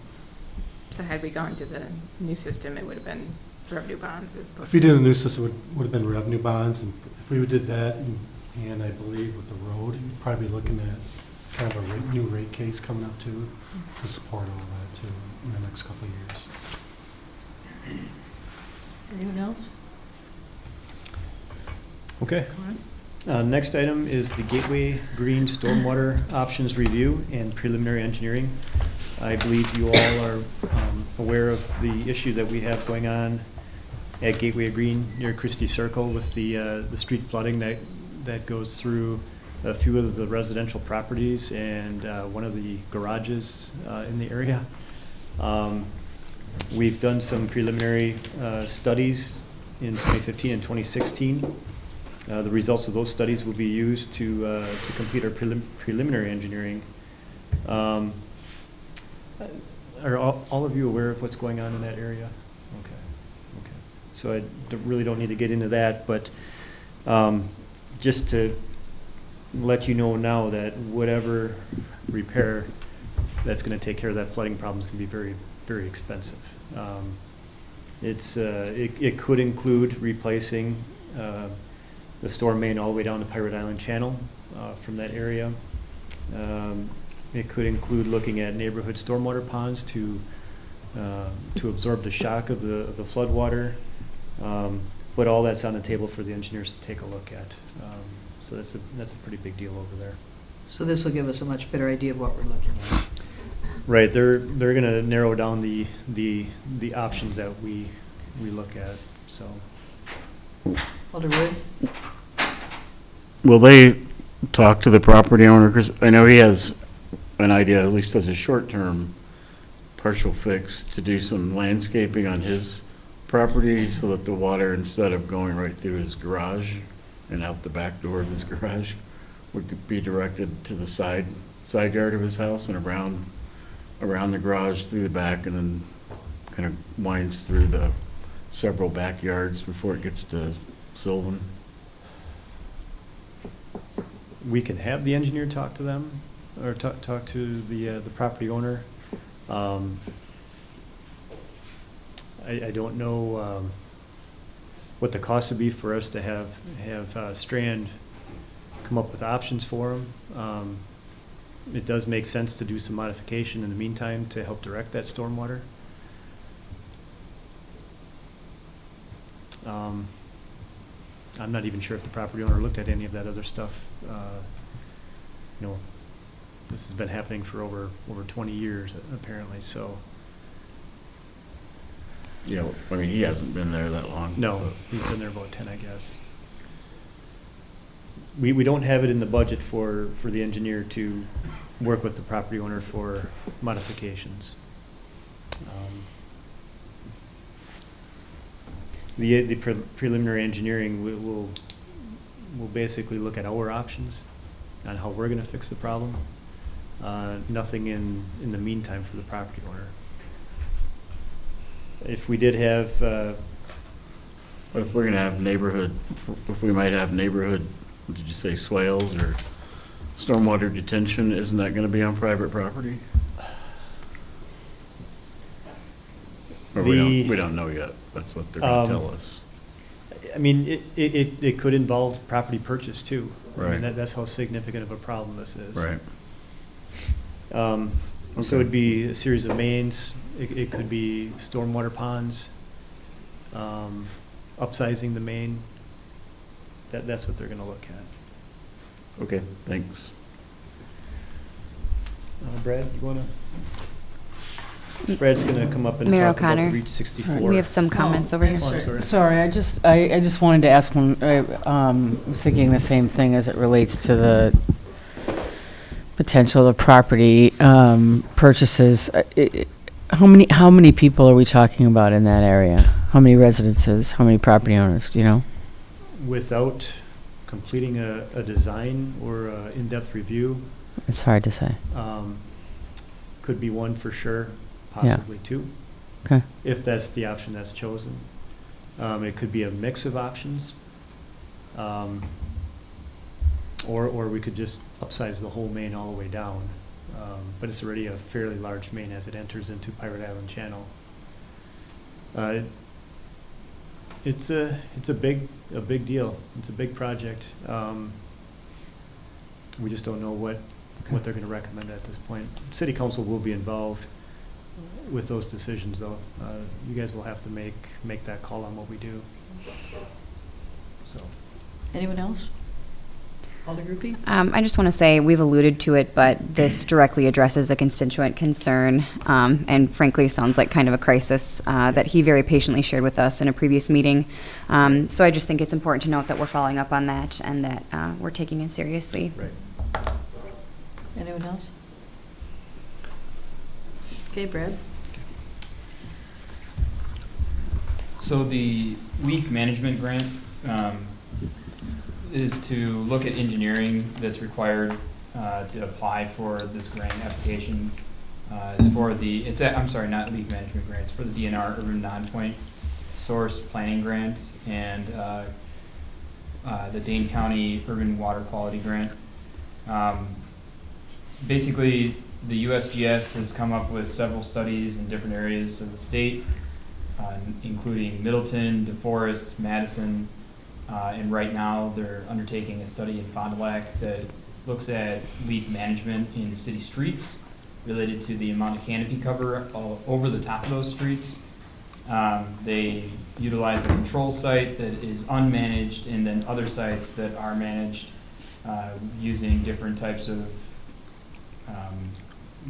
tasks. For instance, the Madison routine, which is taking leaves off the terrace into the street, putting them in the back of a waste management, or not waste management, but a waste, or a dump, what do you call it? Dump truck, garbage truck, and hauling it off for compost. And, or our practice of using leaf vac truck along the terrace and street and curb, and then following it with our street sweeper, which is also a vac. And based on those practices, they've shown that you can reduce phosphorus in those catch basins by up to 40% compared to doing no practices. And because of that, they warrant that municipalities that do leaf management should have some sort of credit on their TMDL, on their MS4 permit for stormwater management. And so this would go towards engineering to figure out exactly how big our credit should be, and utilizing those grant programs to help fund it, help fund the study. So there's a lot that goes into it. It's a very data-centric set of modeling. And is this something we're required to lower the phosphorus levels, right? This is, well, we don't That we're- have to do leaf management technically, as far as I understand it. We could leave it up to the residents to perform their own leaf management, which Uh-huh. would deal with it in whatever way they see fit, outside of doing something against our ordinances. But most cities prefer to do some sort of leaf collection, and in our case, we're already doing it. And we have invested a lot of money in our infrastructure or our utility to do it. And if we can get credit for it, we should. But then what does the credit go towards? It goes towards our MS4 permit, yep. In our, That's something we're in our required standards, to. yep. And we are required to meet our permit standards by the DNR and the EPA. And we are currently not meeting them. So this would give us a credit overall through each reach in the city, which would help us get towards that, that reduction in phosphorus that we need. So, Along the same lines, so what is Reach 64 and where does it come from? Sounds like a standard, or I don't know what. the reaches are essentially watersheds, and they're just a larger watershed. It's a conglomerate of different smaller urban watersheds. And a watershed is anywhere where rainfall happens in the city. Right. It drains to a certain point. But where did the 60, I mean, it sounds like a program or something. No, A Reach standard. 64 is just they're assigned numbers. Okay. So each larger reach, which is, for instance, we are within the Yahara watershed, and the Yahara River stretches for, umpteen miles. Right.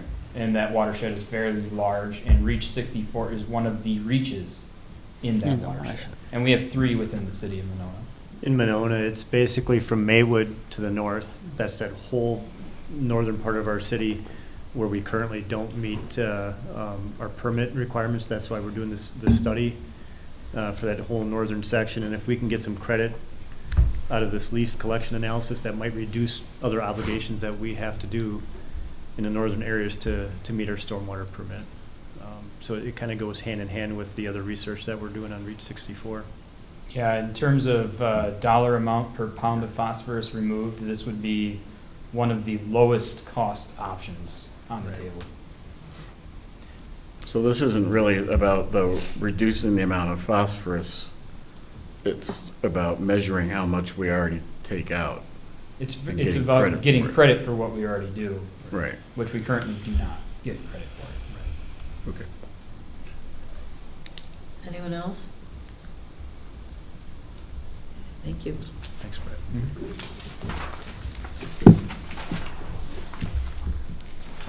Okay. Next item is the general storm sewer repair. This is an item that appears on our capital budget annually. It's to do a small section replacement of our stormwater main, typically where we have corrugated metal pipe. There's about 3 or 4 instances each year where we have depressions in the roads that show up because the pipe has failed. So some of the rehab options that we have is our staff will dig up the road and replace a small section of main, like we just did by Alder Moore's house. We might choose to line it if that's more cost effective. It can be used to replace storm catch basins, things like that, but mainly this is money that outside of lining, our guys typically do the work, and it's just a material charge. So we can get more bang for our buck if our guys do it. So we've increased it a little bit going into 2019, just because we're seeing more and more areas fail out in our system. Questions? Alder Kitzler? I don't know when the last time I asked you about this, but I don't know if it was in the operating budget or the capital budget. I'm getting a little confused. With the R&I research that you were doing, videoing the storm sewers and trying to figure out where extra water was coming from, do we know where we're at with all of that? It's in your neighborhood. Yeah. Oh, I'd imagine. Yeah, MSA has been working on that for us. They've gathered all the flow monitoring points from MMSD. They've gathered the video reports that we have, and they've got a target area of where we feel the I&I is coming in, and then mainly it's up in the north section, following Winnequa Road, Waterman Way, Midmore, and then coming south. But there's going to be additional components to that I&I study. We're just tackling it at the very bottom right now. Through the videos, we can find out where the clear water's coming in. And that's usually going to be a cracked sewer lateral, sump pump discharge, things like that. So we've got some work to do as far as contacting property owners. But there's going to be more work coming. And it's not necessarily in the 2019 budget. It'll probably be in the 2020 budget where we start really fixing our problem out there. Yeah. So they've got a lot of data to review to really hone in on the area. Yeah, if you can keep me posted, I'll be interested in how that goes, because, I mean, living there, I know I dump out 2 gallons probably 4 times a day out of my dehumidifier in my basement into the sink, and I can only imagine some other people doing their sub pumps. Ours goes off when the storm was hitting, every 40 seconds it was Sure. going off, Right. and discharging about 30 gallons into the street. So, I mean, I think it's a larger issue, and I think it's something that neighborhood's willing to talk about. I mean, right now, we just have plastic tubes in our front yards, and I have mine tucked into the sewer because otherwise algae grows onto the streets because water is just flowing. So I think there's a larger issue there, and I know, I mean, we're willing to talk about it. There's a lot of But springs up in your it's- area too. Yeah. That, And the water table is, Right. 3 feet. I dug a hole 3 Right. feet, and I'm hitting solid water. right. So our basements are sitting in it, but anyways, Yep. not to digress, but I'll be interested to see where that goes, because I know we're interested in it as well. It's, once we really find out what the root of the problem is, if it's sump pump discharges, we'll be asking the property owners with the teeth of our ordinance to get those connections rerouted. We don't want the sump pump discharges in our sanitary sewer system. We've seen a significant increase in our MMSD treatment costs the past 3 years. The next source I think that we're seeing I&I is the sanitary sewer laterals from the house to the main. A lot of those could be clay, could be impacted by roots, and that's entryways for that water to get into the laterals. So, and we can check that through smoke testing, dye testing, things like that. But those are some of the next steps after this initial phase. So. Okay, thanks. Mary? Sorry, just to follow up on Andrew's and the comment you just made as it relates to the piping that you don't like running to the road. Like, honestly, as somebody who drives and walks Midmore all the time, living right across the street, I mean, what are residents supposed to be doing that are dealing with that volume of water, but running it out to the street? I mean, I know you said you don't like that, but what's the alternative? I don't have a problem with the water going to the street. Okay. It's a delicate balance of how you place that discharge. Okay. It cannot be at your property line, so your neighbor takes all your water. I know the code enforcement officer has had a few of those issues. I know some of the hoses are probably laid just before the curb. But honestly, if, I think we as Public Works, and if we're watching our clear water, through the summer months, spring, summer, fall, if that sump pump hose is just laying right at the top of the curb and discharging to the curb and gutter, that's perfect. Okay. Because that good, clean water will go through our storm main system and right out to the lake. There's nothing beneficial to running that to the treatment plant because there's nothing in it. You're wasting pump power, you're wasting electricity. But now as to what our code says, I'm not sure how John enforces that as far as where you can and can't have your hose. But as far as public works staff, in the months that we are not in winter, we're fine with that.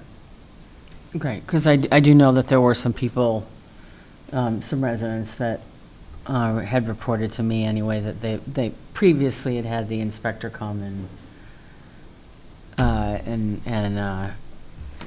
There's a charge gray them. area there. Right, Right. What do you do? But Right. the biggest thing is we got to have those disconnected in the winter because then you're putting water on the road, which turns to ice. The water will get in the seam of the asphalt where it connects to the curb and gutter.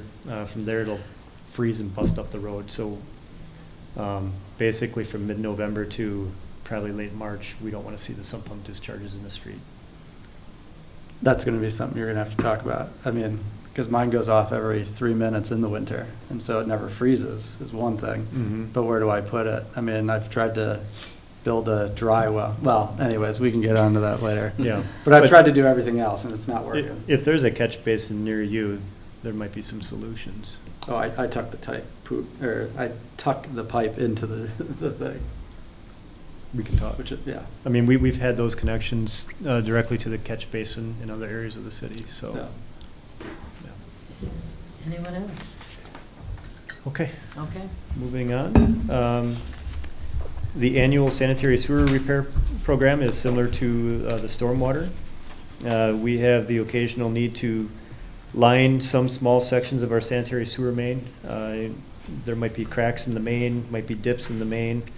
It also covers manhole lining, manhole replacement, and then when we do our mill and overlay programs, we replace the manhole rings and the casting as needed. So it's a good capital budget funding source for items like that. So the note says that the sanitary sewer collection system is very old. I thought we'd done a pretty good job of catching up on a lot of that with the road projects over the last 15 years or so. Yep, for mainly those reconstruction projects we've had dealt with the water main replacement. Right. There have been areas that we've lined, and through the video program, we as staff prefer lining versus digging up and replacing the main. Mhm. But we do have a lot of old main out there. A lot of it's flat. A lot of it has protruding taps. But, we just had 2 sections on Southern Circle where we had a collapsed main. And this is a prime example of where this money goes to. Yeah, I wasn't questioning the budget item. It was Right. just the comment there. I mean, the collection system is old, but for the most part, it's doing very well. But we do have the occasional areas that need attention. Okay, thanks. Anyone else? Okay. Underdock lift station?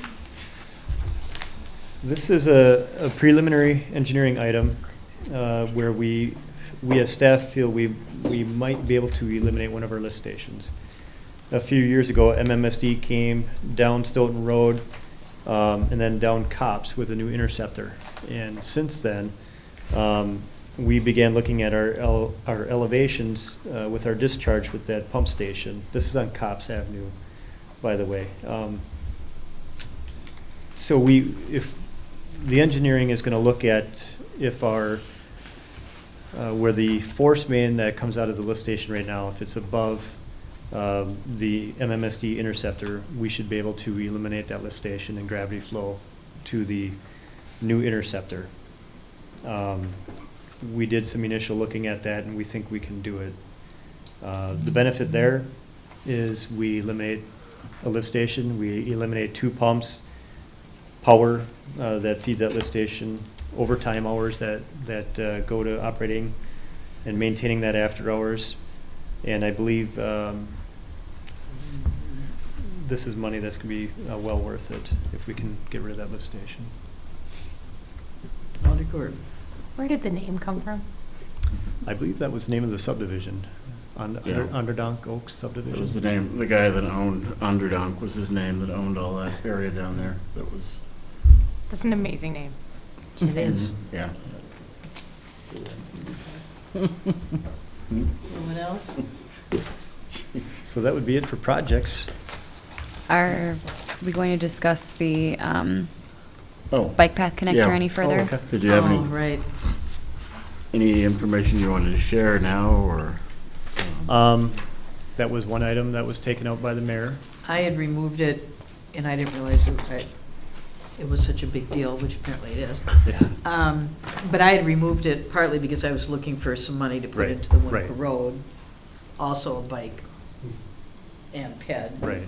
project, and again, trying to keep to my $2 million level, so.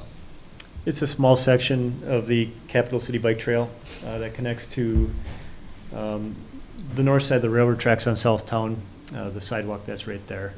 It'll make it a safer connection. Right now, the bike traffic goes out into the road, and it's a narrow road in that area. So we've had a lot of people ask over the past few years, and even before I got here, about closing that connection. So we had Strand put together some rough numbers for us. I think it was $75,000 to do some engineering and construction of that 150 feet or so of bike connection. There's some storm sewer work that we would have to do in there. We've had preliminary meetings with the railroad, and they are on board with that. And what's the township? Blooming Grove. Blooming Grove, yeah. And we've had some initial communication with them as well. And everybody seems to be on board with that if we want to do it. And we did get an email from someone who said, clearly 150 feet of path alone won't deliver great returns, since the short-term beneficiaries will only be Walmart and us hardened cyclists unafraid of the Beltline Bridge. What does that mean? I'm not sure. To me, I gathered he was supporting Yeah, I us know he's closing that supporting it, but connection. Yeah, it will have some use though, Yeah. correct? Oh, absolutely. I guess my question is, so the sidewalk that we see on the Monona side, that stops at the bridge, right? Or where Walmart is, and so maybe he was alluding to the fact that you have to actually get onto the street, hit a bike path, right? On The bike- Broadway? The bike lane on Southtown Or Drive. yeah, bike lane, not bike path, sorry. Right, because the sidewalk stops at that point, I think, and then you have to be on the roadway. Yeah. Yeah, the sidewalk continues over the bridge, but I wouldn't, I mean, I'd rather be on a bike lane than, a foot off the ground on a narrow sidewalk. Right. Yeah, I guess it's just that, it's, probably, people more experienced bikers, I guess, who are comfortable Right. that it's worth cutting a mile or half a mile, whatever it is, off of your trip to go that way. To come. That's what a lot of times I would do coming back if I go out that way, rather than continuing all the way down to the end of Winona Way and coming back Right. that way. It's just a lot shorter. Right. And it is a tight squeeze if the bikes have to go on the road down in that area if there's Mhm. cars coming both ways, so. This was something, I think, when Walmart was put in, that was originally talked about. I think that's when the sidewalks were built down there. So, and it just has Right. never gotten done, so. Alder Moore? Well, I have maybe a larger question that relates to the amendment, a larger amendment like this, which is, Mark, there was one reference in Brad's HVAC where we obviously accounted for 150,000, I think it was, that wasn't spent on HVAC, that's obviously going to be carried over. Do you have a total amount of what's being carried over, if there is such a thing, from I don't this have it year to offhand. next year? I don't have it offhand, I can get that. It's not going to be very much because we kind It's of not? used it all for those Did we? projects that we were over with, on the parks projects. Okay. There's out of that balance. We kind of just went over those projects again with the finance committee, sorry, where we were for the 2018 capital. There's not a lot of stuff that's going to be carried over, or a lot of room that projects Okay. came under. Okay. So. If there is, it's usually something that's carried over because we're gonna do the project next year instead of this year. It's Right, like Pagoda would be the one. Right. not something we're not gonna use for the most part, right? Right. Right, certainly, and I Yeah. didn't mean to suggest that, just that I just didn't have a sense of where we were year-to-date, and I assumed that there might be some other things like that that we are already carrying over, or that there might be some, we got lucky in some things. We're underbid, or it's something rather than. Maybe you could or- do that same report you did Right. for Yeah, finance let's and do that personnel same. at the budget meeting, or the regular council Sure, meeting on you can bring Monday. that report Mhm. in the packet. All groupie? So when you have the estimate for the engineering and the construction, were you looking at one specific type of solution for the railroad tracks? I'm told that there are multiple options with like a concrete flat, or you could do timbers and concrete, and that the concrete most likely would last longer, but maybe it's a little bit more cost effective to go with the timbers and concrete mixed. Have you gotten multiple? No, Strand just looked at doing the concrete Okay. over the tracks. I know the timbers is an option. I don't know the cost on that. Assuming it's cheaper. Right. But as far as the rest of the connection, it would be an asphalt path. Okay.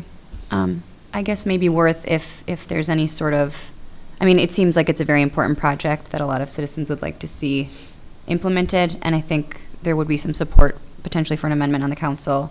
But having multiple options as far as cost may be something worth looking into. Anyone else? I'd just like to note that the Capital City Trail did a major improvement this summer, and they got a lot of funds from the Recreational Trails Program through the DNR, and it's a 50-50 match. So that would be something I'd encourage us to explore if we do go forward with this amendment. To look for, into the recreational trails program? There's funding there. Dan, is that something you've looked at? What's that? Recreational trails program? No, we have not looked at any grant funding for this. Jennifer is just saying that might be something to look into. Okay, Madison got it when they did the Capital City improvements this summer, okay. so it's DNR. DNR? Mhm. Okay. Thank you. Anything else? Okay, I think we'll move on to Page 66 starts the public works equipment. equipment. 2 more items left. Only 2. Fewer than what we've always asked for. The first item would be the street supervisor's truck replacement. Mainly, the picture you see in there, that's the vehicle that our project manager Brad uses when he's out and about throughout the city. That is a hand-me-down police cruiser that was passed on from them, I believe, last year, 2017. It was a heavy-duty use vehicle for the PD. So basically, the Colorado pickup truck that the street supervisor has now would be passed on to Brad, and then the Explorer here would go to auction. The Ford Explorer will be 5 years old in 2019 and has a score of a 27 on our points rating system, which makes it qualifies for replacement. So we have a project cost of $31,000 for a gas V6 or $41,000 for a CNG V6, and these are through the state cooperative purchasing program. CNG stands for? compressed natural gas. Thank you. Is there someplace, I'm sorry, is there someplace around near where we could get CNG to operate? Yeah, there's the Speedway station Okay. by Walmart that sells CNG. Okay. The maintenance of it is the tricky part. Madison Truck Equipment was the certified maintainer, and I don't believe they have the mechanics over there anymore. I've tried to reach out to some of our local dealers to see if they had certified staff, and I haven't heard anything back. So we haven't checked with MG&E. I know MG&E has some fleet that has CNG, but you know, it's a $10,000 difference, so I don't know. I mean, Yeah, I mean, that was gonna be my question, because I know I always push the police department to look at CNG, because it is fuel cost Mhm. savings by quite a bit.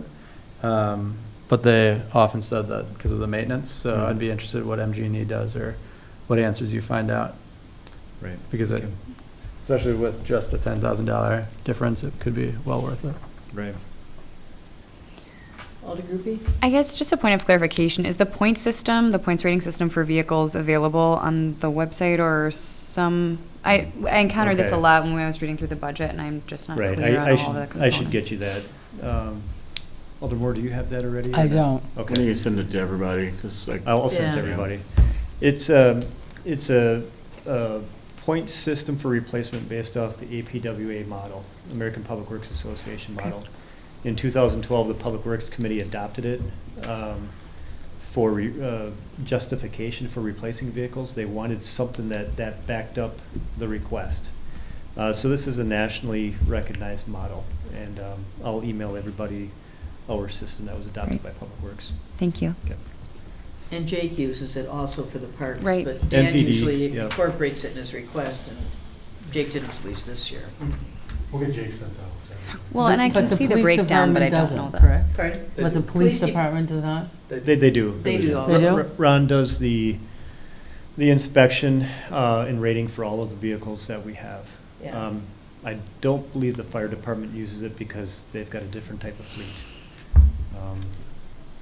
But every other vehicle goes through this system.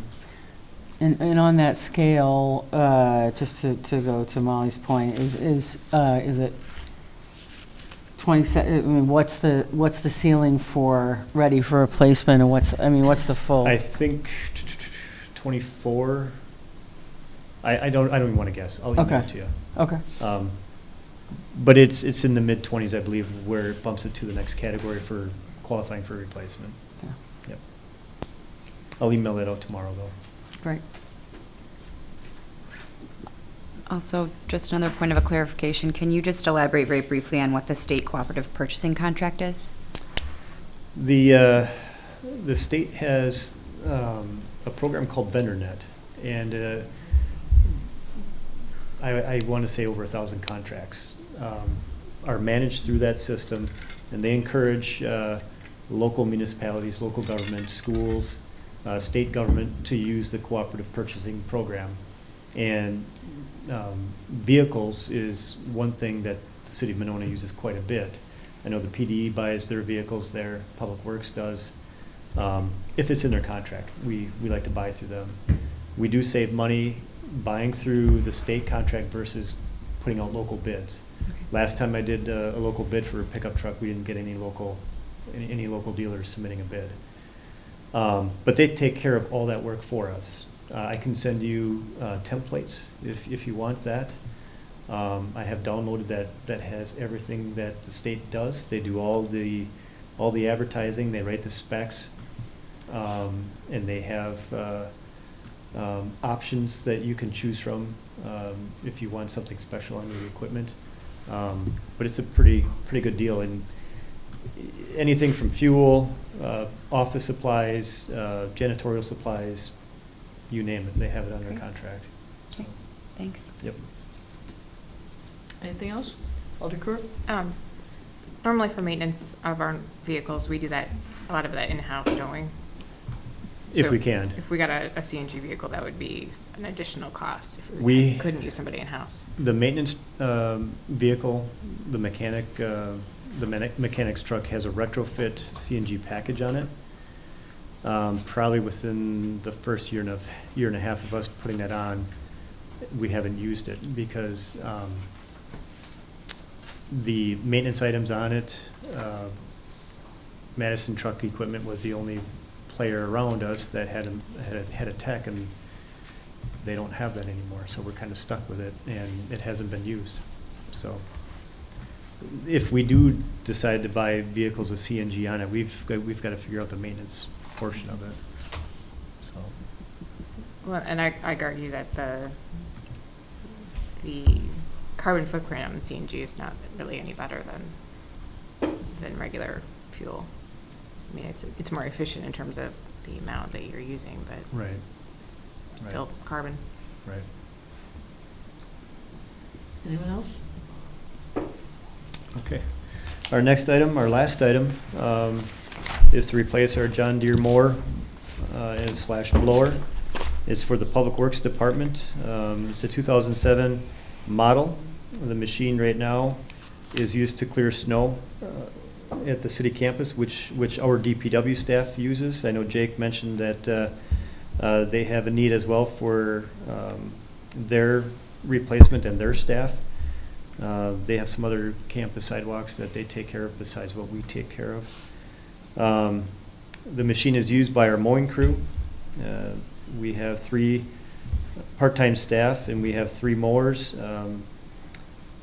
This machine helps maintain the median mowing on Monona Drive and Broadway. We have the Ventrac, which I think it was 2 years ago we bought the Ventrac. And then we also have a stand-up riding mower for the 3 staff to use. So this John Deere has a points rating system of 29, which qualifies it for immediate replacement. Basically, we're looking to buy something similar to what you see in the picture, but a new version of that. And the old one will, I'm not sure if we're going to sell that at auction or if it's going to be part of a trade-in.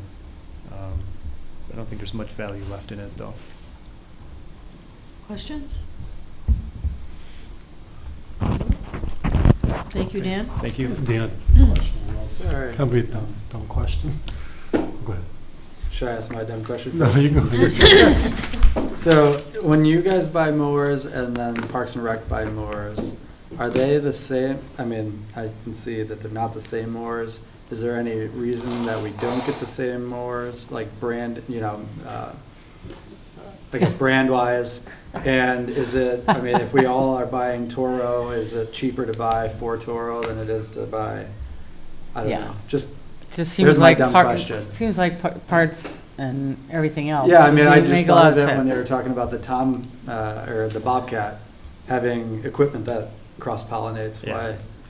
Why? I'm not sure. The Public Works Department has bought John Deere for quite a while. When we had the full mowing responsibility, we had the large. I don't remember the model numbers, but we had 2 sizes, and the one that we're requesting to replace here is a smaller size. Why Parks buys the Toro, I don't know. I believe the Toro that Jake bought a few years ago has more options and probably a wider deck, mowing deck, than what the John Deere had. But John Deere, it's a proven brand. Works just fine for Public Works. I believe it's cheaper than the Toro option. But again, I don't know what Jake is looking for with the equipment he buys, so. Gotcha. This mower snow blower, it comes with a cab. It's a straightforward, I don't want to call it a bare bones model, but it's probably slightly below a middle tier model. Okay. So. Anyone else? Mine's the Kappa Bike Trail. Yep. So a portion of that goes to Woodland Road. It's not even our property that we would be putting that. Is that correct? That's correct. So who would maintain the portion that it's not ours, our Woodland Grove side? How would that work? I'm not sure. I don't know who maintains the bike trail now. But it, if there's a maintenance item that, aside of, I don't know if it's even clear to snow in winter, I don't know that, but, the connection in Monona, anything that we install, if there's breaks in the asphalt or something, we would probably be the ones to maintain it. We could have an agreement with the county Boone Grove, is that how that works? In the future, it'd probably be Madison, but. Just to build it? Isn't, Yeah. Okay. I I'm just mean, we curious. already have their okay.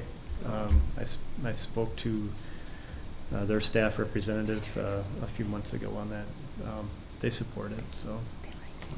Blooming Grove's gonna go away, Yeah. right, very soon, the next couple of Couple years? years, yeah. And then it'll be Madison, right? Yep. Yeah. And the crossing itself, once it's installed, the railroad has the responsibility to maintain that. At the railroad though, right? Well, within 4 feet of the tracks, Yeah. theoretically. So, Any other questions? I just had a comment or suggestion. I don't know when the last time you've had the Public Works Committee tour the garage to see all the equipment and so forth that you have there, but I know you've got a couple new members Yep. there, and we've obviously got a number of new council members, and I haven't been through there in a long time. Might be worth sometime doing a group tour. okay. I think last time was the year before last. Oh, I'm not sure. No? Okay. I don't think, I've never been on one. If you guys really want to join, go for a ride along on the snowplow. That's fun. Yeah. You've done that? Andy enjoyed that last time. Yeah, Yeah, yeah, I was gonna do a ride-along and I never got around to it. It's still on my list. yeah. Maybe Jeff will even let you take the controller for a bit. He didn't allow me to. No? It was the new Well, truck, so, you know. yeah. whoops. Yeah, we can definitely organize a tour of some sort to get everybody through there. Good Have to idea. clean it a little bit though before you come. No, we want to see it as, You want to see it as is? yeah. And we could tour the dog park while we're there, too. There you go. Okay. Any other questions? No? Thank you. Thank you. Okay. Mark, did you have anything? No, I mean, we talked about this kind of last week. If you want budget amendments to be in the packet for the first read, we'll probably need them by Wednesday night or early Thursday morning. Otherwise, don't have to be at the first read. We can bring them to the first read, or you can just do it at the second read too. So it's just kind of, I know. But they should send them to you Correct. so you can put them in the right put them format. together. But if you want them for that first read in the packet, just give them to me if you can by Wednesday or early Thursday morning. And do they need 2 people No, to sponsor it? Just one person Just can one. sponsor? Okay. So you want the amendments by Wednesday and Thursday of this week? yes, if you want them in the packet. Okay. Yeah.